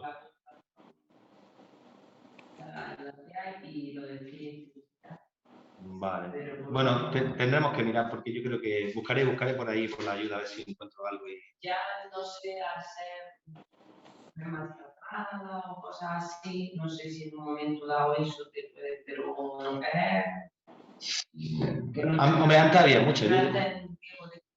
Cuando entraron todas las políticas de temas de transformación digital, que fue un plan que hizo el negocio, el primero se inició con el PP, que estaba Rajoy, y después continuó el otro, eran planes de transformación que hacían inversión en empresas para cambio tecnológico y para creación de emprendimiento. Entonces, en esas líneas de emprendimiento había mucha ayuda a las mujeres que se querían incorporar al mercado laboral. Bueno, después lo continuaron otras. En teoría lo continuaron, si no hubo, ya ves. Lo miraremos, a ver. Lo miraremos las subvenciones, pero Vemos factores políticos, estabilidad gubernamental, política impositiva, que tenemos que mirarla, cómo nos afecta, los impuestos, subvenciones del gobierno, guerra y conflictos. Fijar ahora lo de Ucrania cómo nos ha afectado. Al final, pues evidentemente, si era uno de los grandes exportadores de grano a media Europa y medio mundo, pues evidentemente suben las cosas. Y el grano dice, pero el grano es solo para los cereales. No. El grano son los cereales, lo que se hace el aceite de girasol, es con el aceite de girasol se utiliza para mucho otro tipo de cosas en la industria también, para el envasado, por ejemplo, de atunes, etcétera, pues ya se encarece todo mucho, ¿vale? ¿Cómo nos afecta? Eso tenemos que estar un poco en cuenta. ¿Cómo nos afecta a nosotros? ¿Vale? Si yo tengo una tienda, como he dicho, esta de todo a 100, ¿cómo me afecta a mí la guerra de Ucrania? Si yo lo que vendo son simplemente pues tazas o azucareros o no sé qué, pues ¿cómo me afecta? Pues hemos visto que como es consecuencia de esto, han subido los precios del petróleo, los precios del petróleo le afecta al transporte, el transporte afecta a los precios que yo voy a poder conseguir mi producto cuando lo traiga, porque voy a tener que pagar de alguna manera. Eso está claro, entonces me afecta el precio. Vale, me van a subir los precios. Encima de subir los precios, sube la inflación. Y al subir la inflación, en otro tipo de proveedores o servicios de luz de mi tienda, al subir el precio. Ostras, ahora me cuesta más al mes. Antes pagaba, yo me acuerdo de una cafetería que pagaba 700 euros al mes de luz y ahora están pagando 1.400 o cerca de 1.400 y porque han venido la ayuda a intentar paliar ese tipo de subidas. Pero bueno, al fin y al cabo, una pasa. Entonces, donde yo tenía pensado que me gasto 700, resulta que me gasto casi el 20. Y eso tengo que tenerlo en cuenta, cómo me afecta, mi análisis del entorno. Y este análisis del entorno después lo vamos a resumir todo en un cuadro que se llama DAFO, ¿vale? Debilidades, amenazas, fortalezas y oportunidades. La amenaza y las oportunidades son del entorno, tanto de específico, las 5 fuerzas de Porter, como de general, y las fortalezas y debilidades internas. ¿Vale? Yo siempre lo he considerado así, porque la fortaleza lo vamos a considerar interno. Es verdad que podríamos considerar una fortaleza la confianza del consumidor en el mercado. Sí, se puede considerar fortaleza, pero yo prefiero verlas como las propias. Pues tengo muy buena ubicación, local, no me exige gasto nada más que el IBI porque es familiar y puedo utilizarlo. Tengo un producto o un servicio que pocos aquí realizan, ¿vale? O que es difícil. He conseguido una buena distribuidora a la que puedo llegar a muchos sitios donde tengo grandes clientes, etcétera, etcétera. Entonces, estos son los factores políticos que vais vosotros, cuando vayáis haciendo vuestro plan de empresa, aunque nosotros aquí en la clase vamos a hacer solo la presentación que vamos a hacer en la última hora de clase, vosotros vais mirando esto y haceros preguntas, sobre todo haceros preguntas. ¿Cómo me afectaría esto? ¿Vale? ¿Cómo me afecta los cambios de legislación? Bueno, pues que haya cambios de legislación, como no sabemos qué cambios son, ¿vale? En principio aquí solo un punto. Cambios de legislación, factores políticos, cambios de legislación. Pues no sé exactamente, pero ¿qué cambios de legislación pueden afectarnos? ¿Negativa o positivamente? ¿Entendeme? No lo veamos como una cosa negativa o positivamente. Bueno, pues que cambien la ley de protección de datos. Pues si cambian la ley de protección de datos y la ponen, por ejemplo, más estricta, pues a lo mejor tengo que contratar más gente, porque yo no puedo hacerme la gestión de eso. De hecho, ahora hay empresas que se dedican a eso, que te hacen la gestión de datos porque la ley exige que tenga una persona encargada del fichero, donde tiene la información y que se notifique a la empresa pública correspondiente para que haya información de que no tiene archivo, que no modifica, cuando no modifica, eso es lo que se llama tener control de la trazabilidad del negocio por si hay una pérdida de datos, sepamos quién es el responsable, por ejemplo. Ya que de hecho la empresa aunque tenga trabajadores, la ley de protección de datos obligan a tener un plan de acoso. Tú dices sí. Sí, sí. El plan de acoso tiene que estar firmado por los trabajadores. De gestor, ¿no? ¿Tú dices Un plan de acoso. el plan de acoso a los propios trabajadores? Sí, para que los trabajadores firmen como que tienen conocimiento de que esa empresa tiene un plan de acoso en el caso de que se dé acoso a sus compañeros. Como de bullying y ese tipo de cosas. Vale, vale. Entiendo. Pero también es que estaba pensando en temas de ciberdelincuencia, te lo prometo también, que también lo hay. Porque por eso digo que no es solamente ya ley de protección de datos, no es solamente ya protección de tus datos en sí, sino también de la persona. De la persona. Hombre, yo creo que eso debería estar recogido, evidentemente, en el tema de futuros trabajadores y los derechos propios de los trabajadores en el centro. Evidentemente hablan de la dignidad, pero oye, pues si hay una cosa específica, porque la cultura va avanzando y tal, pues ya está, así que pues más requisitos. No, como la mando a mí, la protección de datos, de acoso. Sí. Entonces, Entonces, por ejemplo, al cambio de legislación, cambian los tratados comerciales a nivel internacional, etcétera, que van a afectar conflictos internos y externos, movimientos políticos. Nosotros estamos viendo ahora que hoy en las noticias decían que, por ejemplo, pues lo de los médicos en Madrid y lo que se ha movilizado y ha habido una sensibilidad o mucha gente lo apoya, digamos, ¿no? En las calles.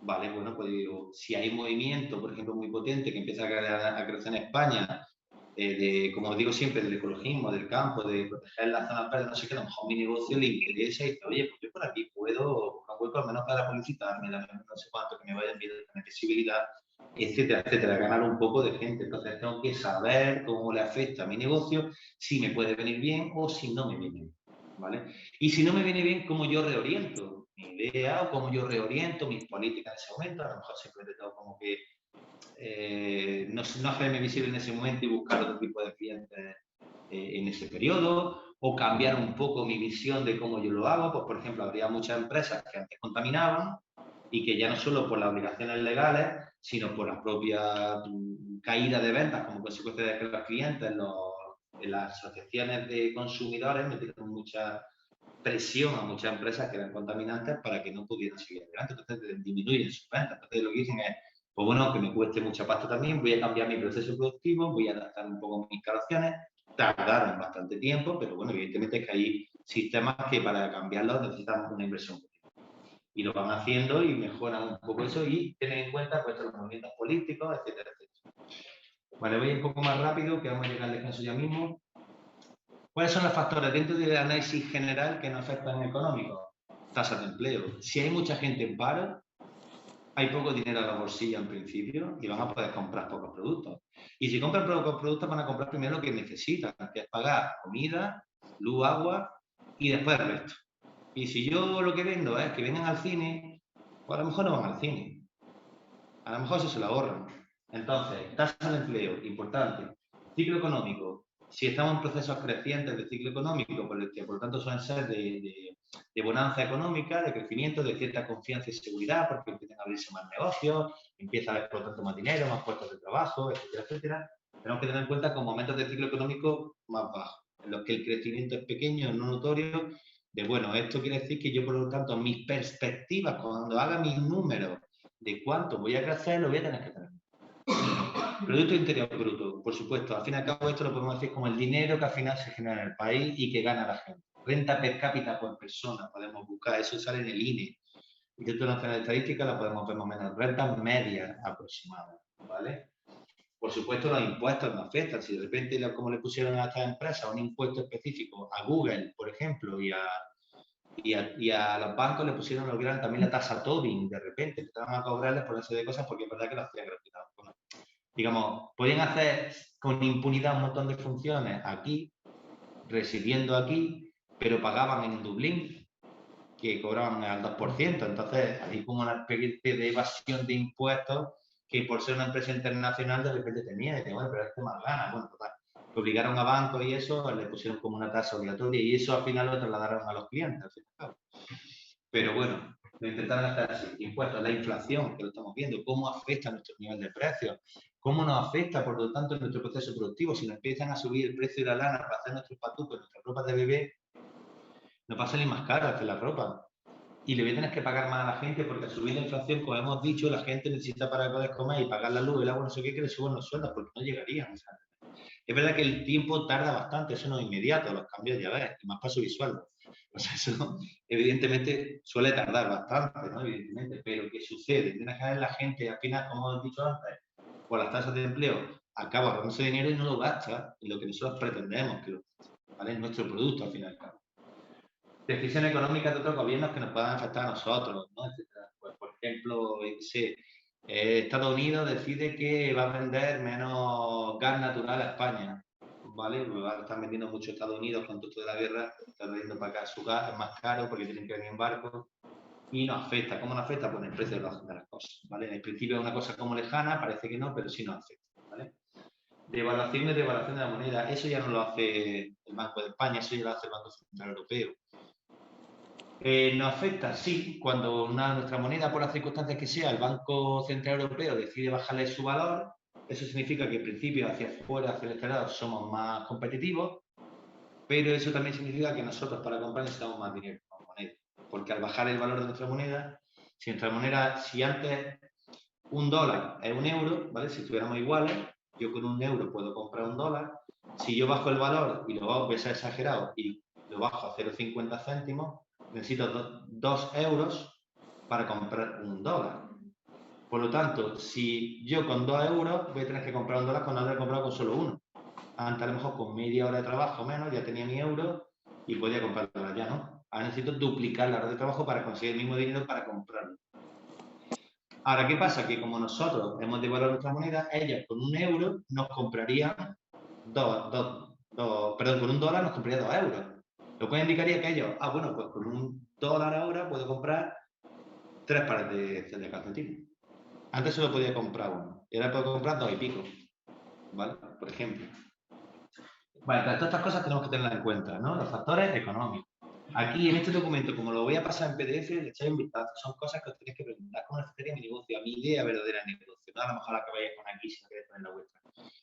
Pero, ¿cómo lo hacéis? ¿Cómo le afecta? ¿Cómo sería? ¿Vale? Bien. La financiación, me refiero a los tipos de interés. Si sube el tipo de interés, como está pasando ahora en un banco, un préstamo, cuando sube el tipo de interés me cuesta más caro que si el tipo de interés está más bajo. Si a ti te dan un tipo de interés al 0% en un préstamo, pues yo te devuelvo solo lo principal. Si de repente vale el 2%, pues devuelve el principal más el 2% del importe, y así sucesivamente. Entonces, los tipos de interés de la financiación no afectan, ¿vale? Factores sociales, lo que hemos dicho, nivel de educación, modas que haya dentro de las culturas, de los países. Ahora se lleva mucho el tema de internet, los streamers, no sé qué, no sé cuántos, el tipo de ropa, o ahora todo el mundo, como ha dicho antes Sonia, somos casi todos ecologistas y queremos no sé cuántos, modas. Patrones de compra, eso se estudia mucho en marketing, la forma del comportamiento del consumidor, qué es lo que le atrae, qué es lo que suele hacer, si mi producto es de compra reflexiva, como dije ayer o no. Si tienen que pensar mucho, si mi producto es una cosa que yo vendo para que dure 3 o 4 años, mi tasa de reposición de producto tiene que ser en esa línea. En cambio, si yo compro cosas de consumo diario, pues ya está, pues vendo todos los días en principio, pero depende, por eso los precios son diferentes, las formas de fabricación, etc. Patrones de compra del consumidor, vamos a ver cómo se comporta el consumidor habitualmente para mi producto en el tipo de compra, si es reflexiva, si no es reflexiva, si lo compra directamente le da igual y lo puede tirar, pero bueno, a mí me da igual mientras que lo compre, ¿vale? Pues por antes, o cepillo de dientes, ¿cuánto dura un cepillo de dientes? Pues tú le tienes que decir, cepillo de dientes dura 3 días, o sea, estoy siendo exagerado, 3 meses. La idea es que mi tasa de reposición, de hecho, ¿qué hacen, por ejemplo, las grandes empresas informáticas? ¿Vale? Pues la obsolescencia programada, ¿no? Me refiero, tú te compras un producto, ellos tienen obligación legal de darte garantía durante 2 años y después de 2 años les da igual. Entonces, normalmente diseñan sus productos para que duren 3, algunos menos, ¿no? Pero bueno, digamos 3, no sé cuánto, no mucho más. Ellos quieren generar y vender. Eso es parte del capitalismo, es parte de la esencia del capitalismo, ¿vale? Estilo de vida, opinión de clientes, todo este tipo de cosas. En los factores sociales tenemos que tener en cuenta. Por supuesto, religiones, ¿no? La religión, por ejemplo, influye mucho en la forma de comportamiento, lo que esté más o menos ahí en la religión reinante. Aquí en España, en teoría, el Estado es laico inicialmente, pero somos cristianos, ¿sabes? Somos de religión católica. Entonces, claro, pues eso influye un poco en la cultura, en cómo nos comportamos, etcétera. Estilo de vida, el nivel de ingresos, por supuesto, evidentemente lo que os dije, pues según el nivel de ingresos que tengamos, pues va a tener éxito. Si yo vivo en un país que es relativamente pobre a nivel económico, de capacidad económica, no tiene sentido que yo me ponga allí a vender Ferrari. No, a lo mejor no es el sitio más adecuado. No es que no haya gente que pueda, a lo mejor hay algunos, pero no voy a sacar dinero. Vale, entonces esto es lo mismo que os dije con los barrios, para hablar con los barrios que si coloco ciertas cosas pueden ir bastante bien y otras que a lo mejor no, ¿vale? Un poco así. Y por supuesto el nivel de edad, que a eso se refiere al nivel de edad de la población. Nosotros tenemos aquí en España, por ejemplo, una población que tiene una campana así, que las personas más mayores son de las que más hay, ¿no? Hemos estrechado la campana que se llama, y digamos hay menos gente joven que gente mayor, que ya está en periodos de jubilación. Por eso el sistema de pensiones que hay aquí se está rompiendo también. no solo porque los sueldos no hayan subido en principio acorde inicialmente, sino porque además que hay menos gente para trabajar, para generar las cotizaciones que puedan pagar las pensiones. Y eso que está sucediendo. Entonces, y por ejemplo, una de las cosas, fíjate lo que he puesto aquí, Mitsubishi decidió comercializar uno de sus vehículos en España con el nombre de Mitsubishi Pajero. Digo, ¿piensas que fue una buena decisión de comercializar ese producto con ese nombre en España? Como Pajero tiene una, digamos, una idea un poco sexual, digamos, de alguna forma, un poco de onanismo ahí, pues digamos que aquí, pues claro, lo que fue carne de muchas bromas. Evidentemente el coche no tuvo mucho éxito, porque parece que la gente pues lo asociaba a otra cosa. Entonces, tenemos que decidir, al conocer, por ejemplo, el nivel de educación, la cultura, todos los factores que tenemos aquí, tenemos que ver qué nombre le pondríamos, por ejemplo, a nuestro producto si lo lleváramos a China. Pues no me acuerdo qué número era, un número allí que es como considerado muy malo, el 8, o el, no me acuerdo cuál es, no, el 8 es, bueno, no me acuerdo. Hay un número que está muy mal visto allí también, igual que en Estados Unidos no hay planta 13 y pasan de la 12 a la 14, pues en China hay otro número que no sé qué, pues no va a ponerle a tu producto ese número, ¿sabes? No va a decir, yo eso no lo compra nadie, ¿eh? Ahí está el demonio o algo, ¿no? Entonces, cosas de ese estilo, hay que tenerlo en cuenta. Factores tecnológicos, por supuesto. Obsolescencia de Internet, software en la nube, así pues todo lo que podamos implementar en nuestro negocio para intentar adaptar a la realidad que vivimos es estupendo. A lo mejor mi negocio, y entender lo que quiero decir, a lo mejor mi negocio consiste en un retiro en el campo y lo que quiero es precisamente desconectarme de la tecnología. A lo mejor no utilizo esto, pero voy a tener que tener en cuenta esto, porque la gente que se vaya y que quiera desconectar de esto maneja de este tipo de cosas. Yo quiero captarlo. También les voy a contar evidentemente mi película para que ellos se relajen allí, disfruten, por ejemplo, del campo, de una casa rural o lo que sea. A lo mejor buscan desconectarse, pero nosotros para la gestión de mi negocio probablemente lo voy a necesitar, ¿vale? Todo este tipo de cosas. Ver cómo me afecta a mis procesos productivos. Si yo tengo cierta maquinaria ya instalada que me ha costado, por ejemplo, muchísimo dinero y tengo máquinas que me sirven para hacer el mantenimiento de jardines en las que me he gastado en total 200.000 euros y de repente un cambio de tecnología que mejoran mucho por lo que sea lo que yo estoy haciendo, a lo mejor lo tengo que tener en cuenta. A lo mejor no me gasto ya los 200.000 euros, evidentemente, porque va a ser difícil desprenderme de lo que tengo. Pero a lo mejor sí poco a poco sé que digo, bueno, pues tengo que cambiar mi forma de producir o mi forma de hacerlo para insertar esta máquina aquí y la otra a lo mejor sacando de rendimiento y vendiendo. Ya plantearé el modo de trabajarme con esto, ¿vale? Factores ecológicos y ambientales, por supuesto, ¿cómo le afecta a mi negocio este tipo de cosas? Gases líquidos, recursos naturales, políticas medioambientales, reciclaje, consumo de recursos no renovables, cambio climático. Me refiero, por ejemplo, lo voy a tener en cuenta cómo está la normativa hoy en día con respecto a esto. Me obligan a mí, en la empresa que yo trabajo, es una empresa de hostelería y yo todos los días genero un montón de residuos los que los llevo allá a la basura. ¿Qué me obliga esa normativa a mí? ¿Tengo que poner separación de los productos o no? ¿Eso me genera tener más tiempo? ¿Tengo que tener más espacio para los cubos dentro de mis instalaciones? ¿Dónde pongo los cubos? No puedo afectar a la comunidad de vecinos en la que vivo porque si no me va a poner una demanda. Bueno, verlo, estudiarlo, continuar, todo este tipo de cosas. Quiero reciclar y es más, quiero que mi idea de negocio, cuando yo venda mi idea a otro, sea uno de los mensajes que yo pongo. No es que aquí además reciclamos constantemente y hemos impuesto este sistema. Y a lo mejor tú impones un sistema propio de cómo lo haces el reciclaje. Por ejemplo, yo conozco a una persona que tiene un negocio bueno, en una montaña allí por Asturias y todo eso, que con los restos que tienen de su negocio de hostelería y todo eso, lo que hacen es compost. Evidentemente no lo hacen en grandísimas cantidades, está claro.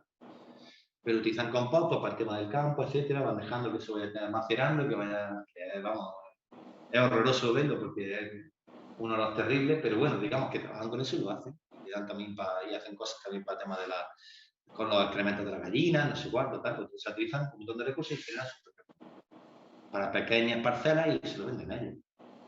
Pues ya está, una forma de reciclaje de ciertas cosas de las que ellos nacen. Ese tipo de cosas. ¿Cómo lo hacemos? Factores ecológicos, ambientales, ¿vale? Y después, por último, los factores legales jurídicos. Según con lo que yo trabaje, propiedad intelectual, que nos referimos aquí a patentes, ¿vale? Patentes, los copyright o los copylefts, como lo haga. Salud y seguridad laboral, por supuesto, ¿vale? Pues tengo en cuenta a mi empleado, pongo todas las medidas a su alcance, o bueno, nuestra seguridad reside en otro tipo de cosas. O aseguramos o permitimos en mi negocio, aunque sea pequeño, permito el teletrabajo porque no es necesario estar en ningún teletrabajo y a mí me viene bien.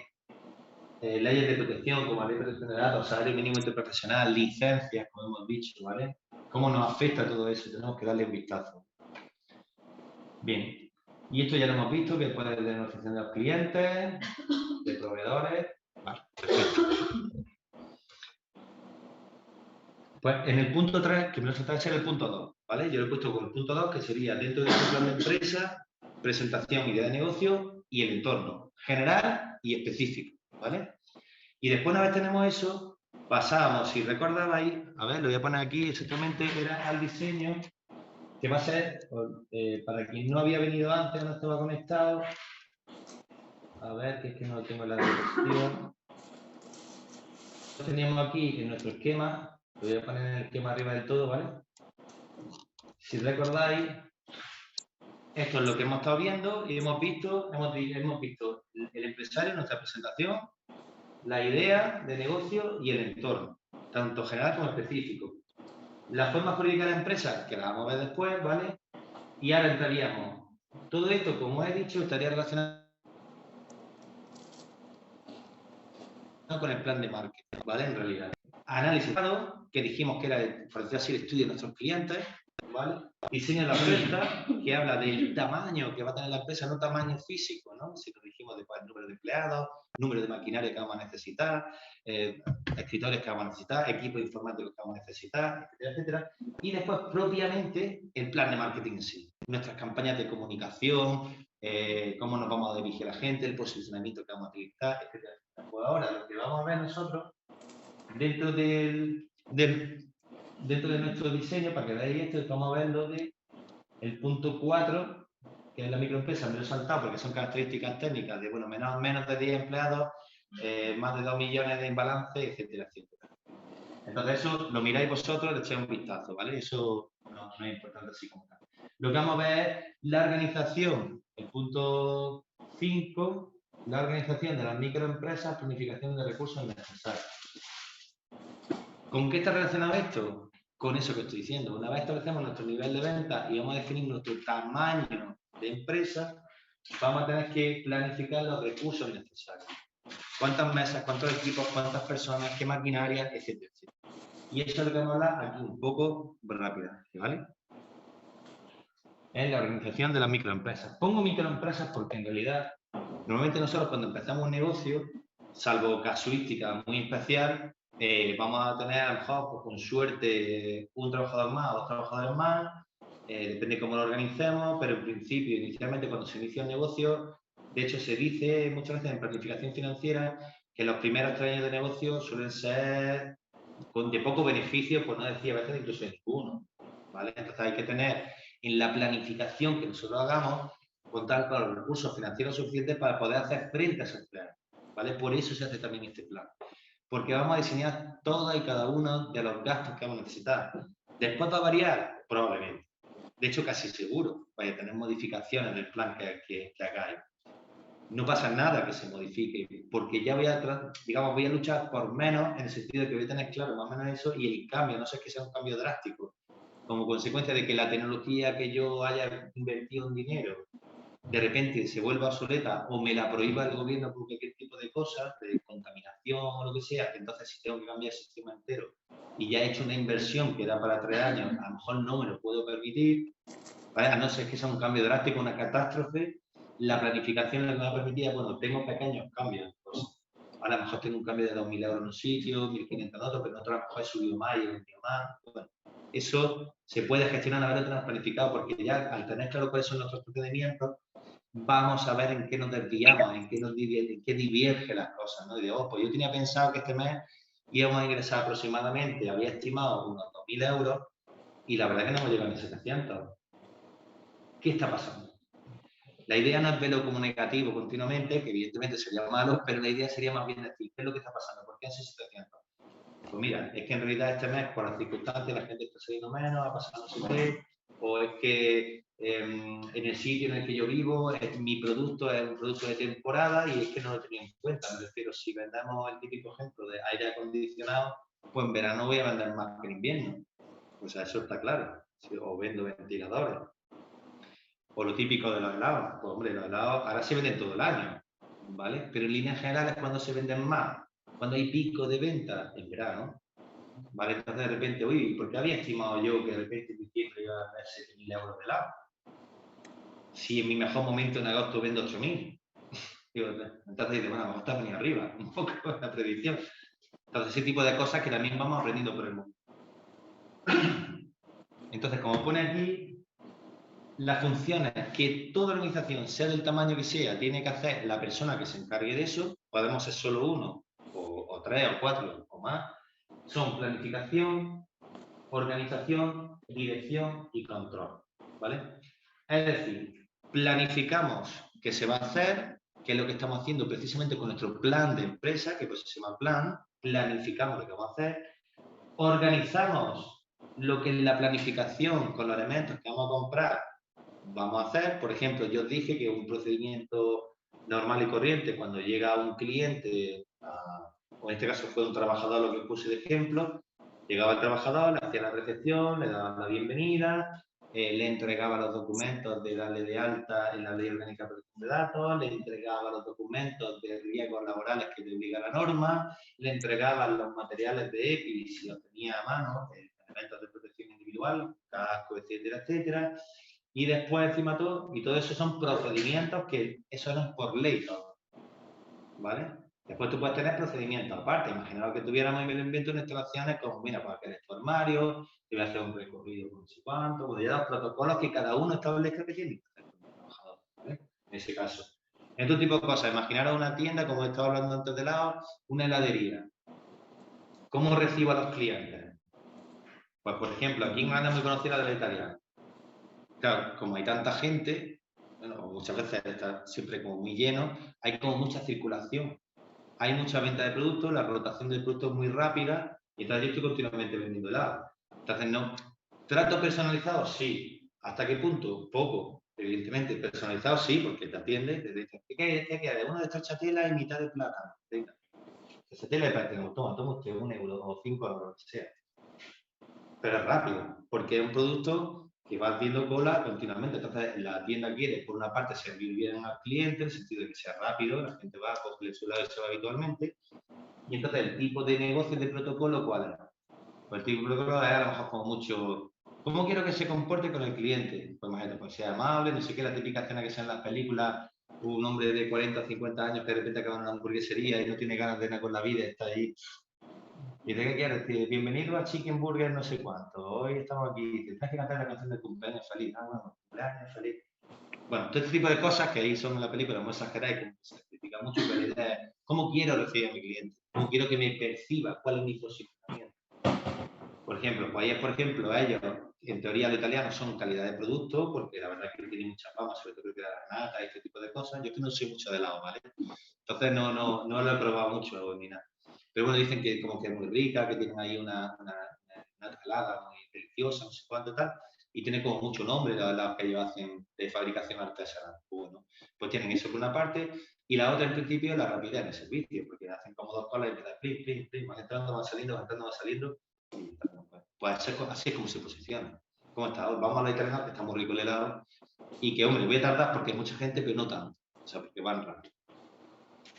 Dentro de la organización, planificación y la organización de los protocolos, la dirección, cómo se dirige, porque hay una serie, es necesario establecer como lo que se llaman los flujos de comunicación dentro de la organización, ¿vale? Es más, ¿quién es responsable de quién? Porque en el típico ejemplo este de la cafetería, aunque parezca una tontería, es necesario que haya como un jefe ahí. No un jefe que sea el que yo soy el jefe, me quedo aquí fumando el cigarro y veo cómo todo el mundo se parte, sino un jefe que coordine.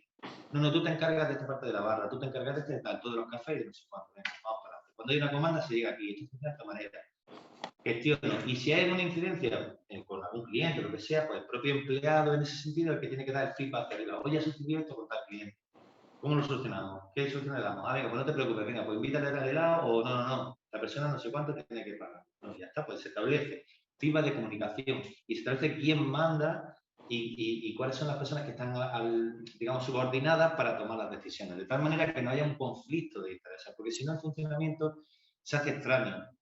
No, acaban habiendo más externalidades, más problemas en realidad, ¿vale? Otra cosa es que después, fuera de lo que ya es el puesto de trabajo, se pueda discutir a nivel empresarial, a nivel del negocio que sea pequeño, de mira, esto yo creo que no funciona bien porque yo me encuentro con esta casuística todos los días y al final te das cuenta que todos los días pasa. Vamos a tomar solución.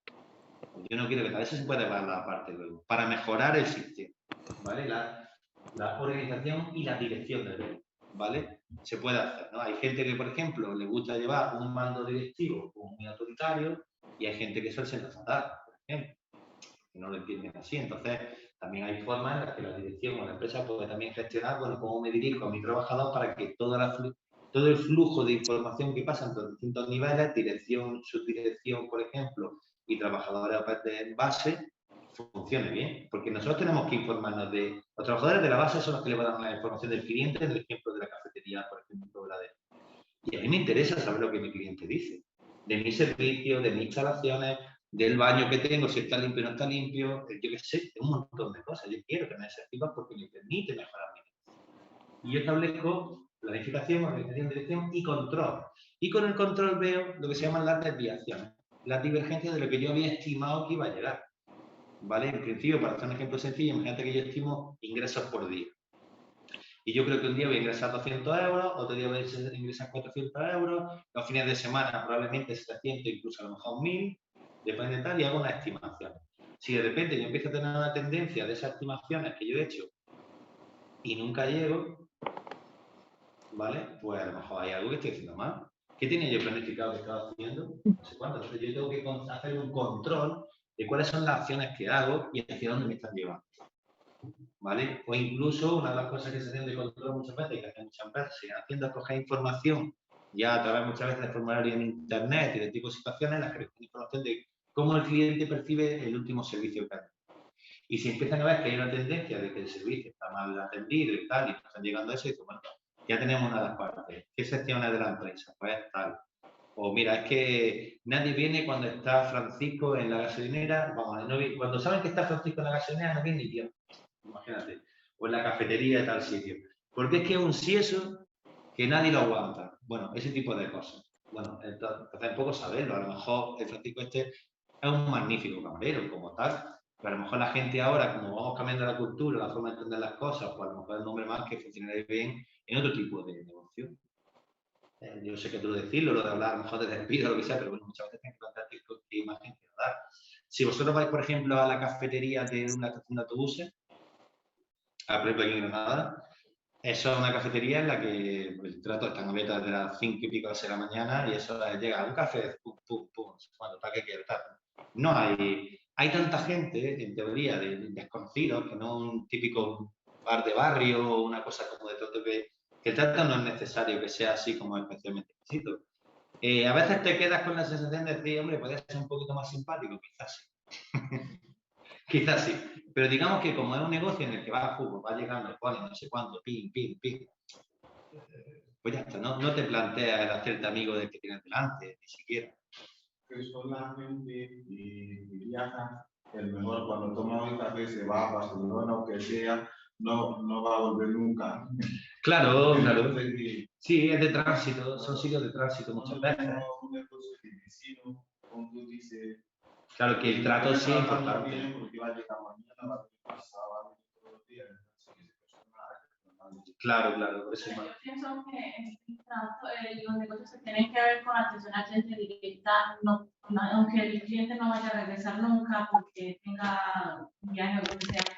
No está de más que haya un poquito de amabilidad. O sea, no, totalmente. Pero lo que quiero decir es que no un negocio. De vocación, ¿no? Que nace el servicio. Llevas toda la razón, pero lo que quiero decir es que como no un negocio que dependa, sinceramente, fíjate lo que te digo, no un negocio que dependa de su simpatía.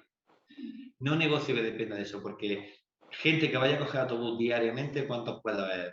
Miles de personas.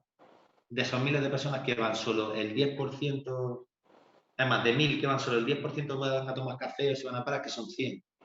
Y se gastan una media de 3 euros, 4 euros, 300, 400 euros, más alguno que almuerce, pero lo que quiero decir, en líneas generales, le da igual, van a venir, sí o sí. Entonces no tengo como una obligación. No está de más, es bueno incluso a lo mejor iría más gente, probablemente incluso del barrio cercano, tal, pues sí, puede ser. Sí. Pero no es su obligación ahí. Dime, Carolina. Sí, que la actividad en ese tipo de localizaciones la prioridad y la rapidez. Claro, claro. Están ofreciendo el servicio a unos clientes que lo que quieren es rápido, o sea, no pueden durar tanto tiempo porque el autobús se va. Sí, sí, totalmente, sí, son pasajeros de tránsito, llega, cojo, me tomo lo que sea y me voy. Por eso, pero la mayoría quiere quitar tiempo, el atender bien. Totalmente. No, no, por eso digo que a veces no son especialmente simpáticos y pueden serlo, pero yo creo que está relacionado un poco con eso. Como que no tienen tampoco un vínculo estrecho, a lo mejor entre ellos sí, pero no con otros. Entonces, recordad, funciones importantes de los directivos, ¿vale? Que van a llevar a cabo de los directivos del autónomo, entiéndeme, dentro de su negocio. Vamos a planificar nuestro negocio, como queremos hacer las cosas evidentemente, vamos a organizarlo en las secciones correspondientes, con las máquinas correspondientes, el personal que necesitemos, lo que hemos dicho antes que era nuestro tamaño, etcétera, etcétera. Vamos a dirigirlo, vamos a tener que dirigirlo, ver las variaciones que hay, etcétera, y por lo tanto controlarlo. Oye, ¿cuántos ingresos hemos tenido? ¿Hemos tenido más gastos de los necesitados? O mira, este bien ha ido muy bien, qué alegría. Oye, vamos a controlarlo, tanto económicamente como en el servicio, los protocolos que hagamos, que eso influye mucho. Los procedimientos de cómo atendemos a los clientes, los procedimientos de cómo elaboramos nuestro producto.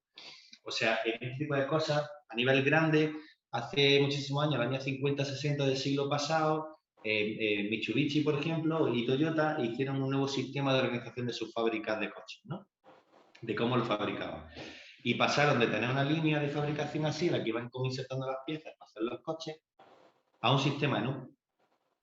¿Y sabéis por qué era eso? Porque los trabajadores que tenían que ir como metiendo piezas en aquellos años a los coches, antes iban de un punto a otro, como teniendo que ir inserciones al otro lado. Y en U tardaban menos en hacer los desplazamientos.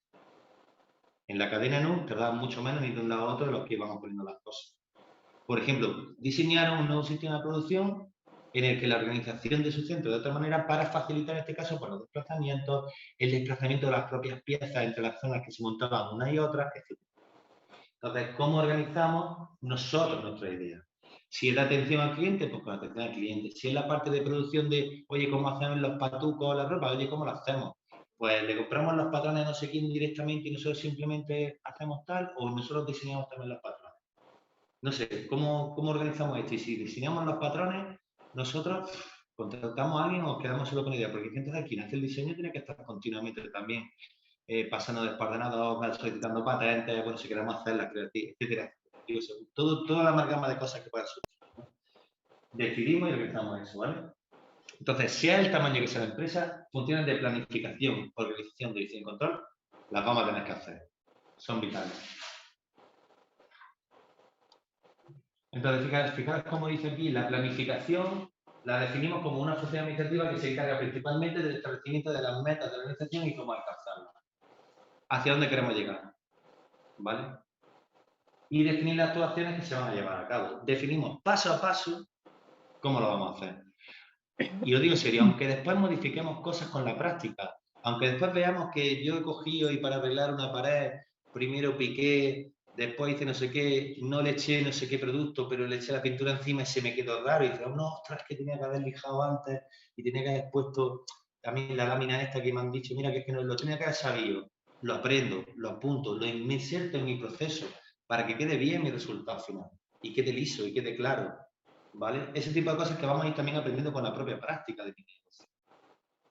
Entonces, por eso, identificación de la meta de objetivos, hacia dónde queremos ir y definir las actuaciones que se van a llevar a cabo. En principio, toda y cada una de los distintos procedimientos, ¿vale? Después vamos mejorando, vamos cambiando y lo vamos actualizando el plan. La actividad organizativa, ¿en qué consiste? Pues consiste en el diseño de la estructura de la que la empresa social necesita para poder llevar a cabo la planificación que hemos hecho antes. Los elementos personales o las personas, ¿vale? Pues administradores, directivos, trabajadores, empleados, propietarios de capital o socios, eso depende de lo grande que sea, o a lo mejor vosotros hacéis un negocio pequeño y sois solo vosotros y poco más, a lo mejor 2 o 3 personas más familiares, pero hay un amigo que por las circunstancias, oye, pues os ha dejado 3.000 euros y lo podéis poner como socio capitalista, si lo organizáis en una sociedad y a lo mejor llegáis a un acuerdo con él de pagarle pequeñas cuotas anuales, o simplemente hay una parte que es socio o no socio, simplemente va a hacer un préstamo particular y lo tenéis como financiador, ¿vale? Como parte de financiación. Después los elementos materiales o bienes económicos, lo que he dicho, la adquisición de fábricas, maquinaria, de proceso productivo, oficinas. Buenos días. A todos. Muy buenos días. ¿Vais para la parte de desayuno? Vamos a hacerlo ahora. Sí, queréis de esa manera. Y ahora ya hablamos tú. Recibir el material para que lo firmen ahora todos y la asistencia, que eso lo hemos pasado a ayer. Ahí está el resto. Si quieres, mira, lo pasamos. Venga, sí, venga. Venga, vale, vamos a pasarlo. Vamos a pasarlo y vamos a hacer el descanso ya. Venga, ya que venía Antonio, vamos a aprovechar que se me había ido. Vamos a hacer el descanso, ¿vale, chicos? ¿Me escucháis? Sí, ¿no? Vamos a hacer el descanso. 20 minutos. Ok. Para menos 10 y 51 y 52 aquí, ¿vale? Vale. Venga, gracias. Nada. Ah, perfecto.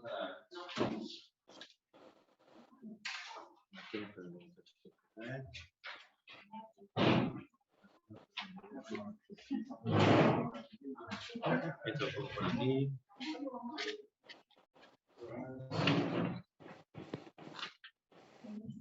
Es que hay un principio de material y un parte de asistencia. Hay que hacer hoy y lo firma. ¿Vale? O para que entregase el... ¿Sale de nuevo? Sí, el nuevo ha venido ahí. ¿Pero y se ha apuntado a mano o cómo? Sí. Bueno. Es que salió esta en esta, que no ha firmado. ¿Qué? Pero, ¿Que hay alguien que va a venir? no, digo, Ah, vale, pues ahora soy yo. Ah, vale, vale. sí, Sí, hay que alguien. ella firmó una, pero no la otra. Vale, que firme. Pero digo, porque no sepas que así es la verdad. Esto es una cosa, y esto, eso me queda bien. Sí. Cuéntame, Vanessa. Vamos a darle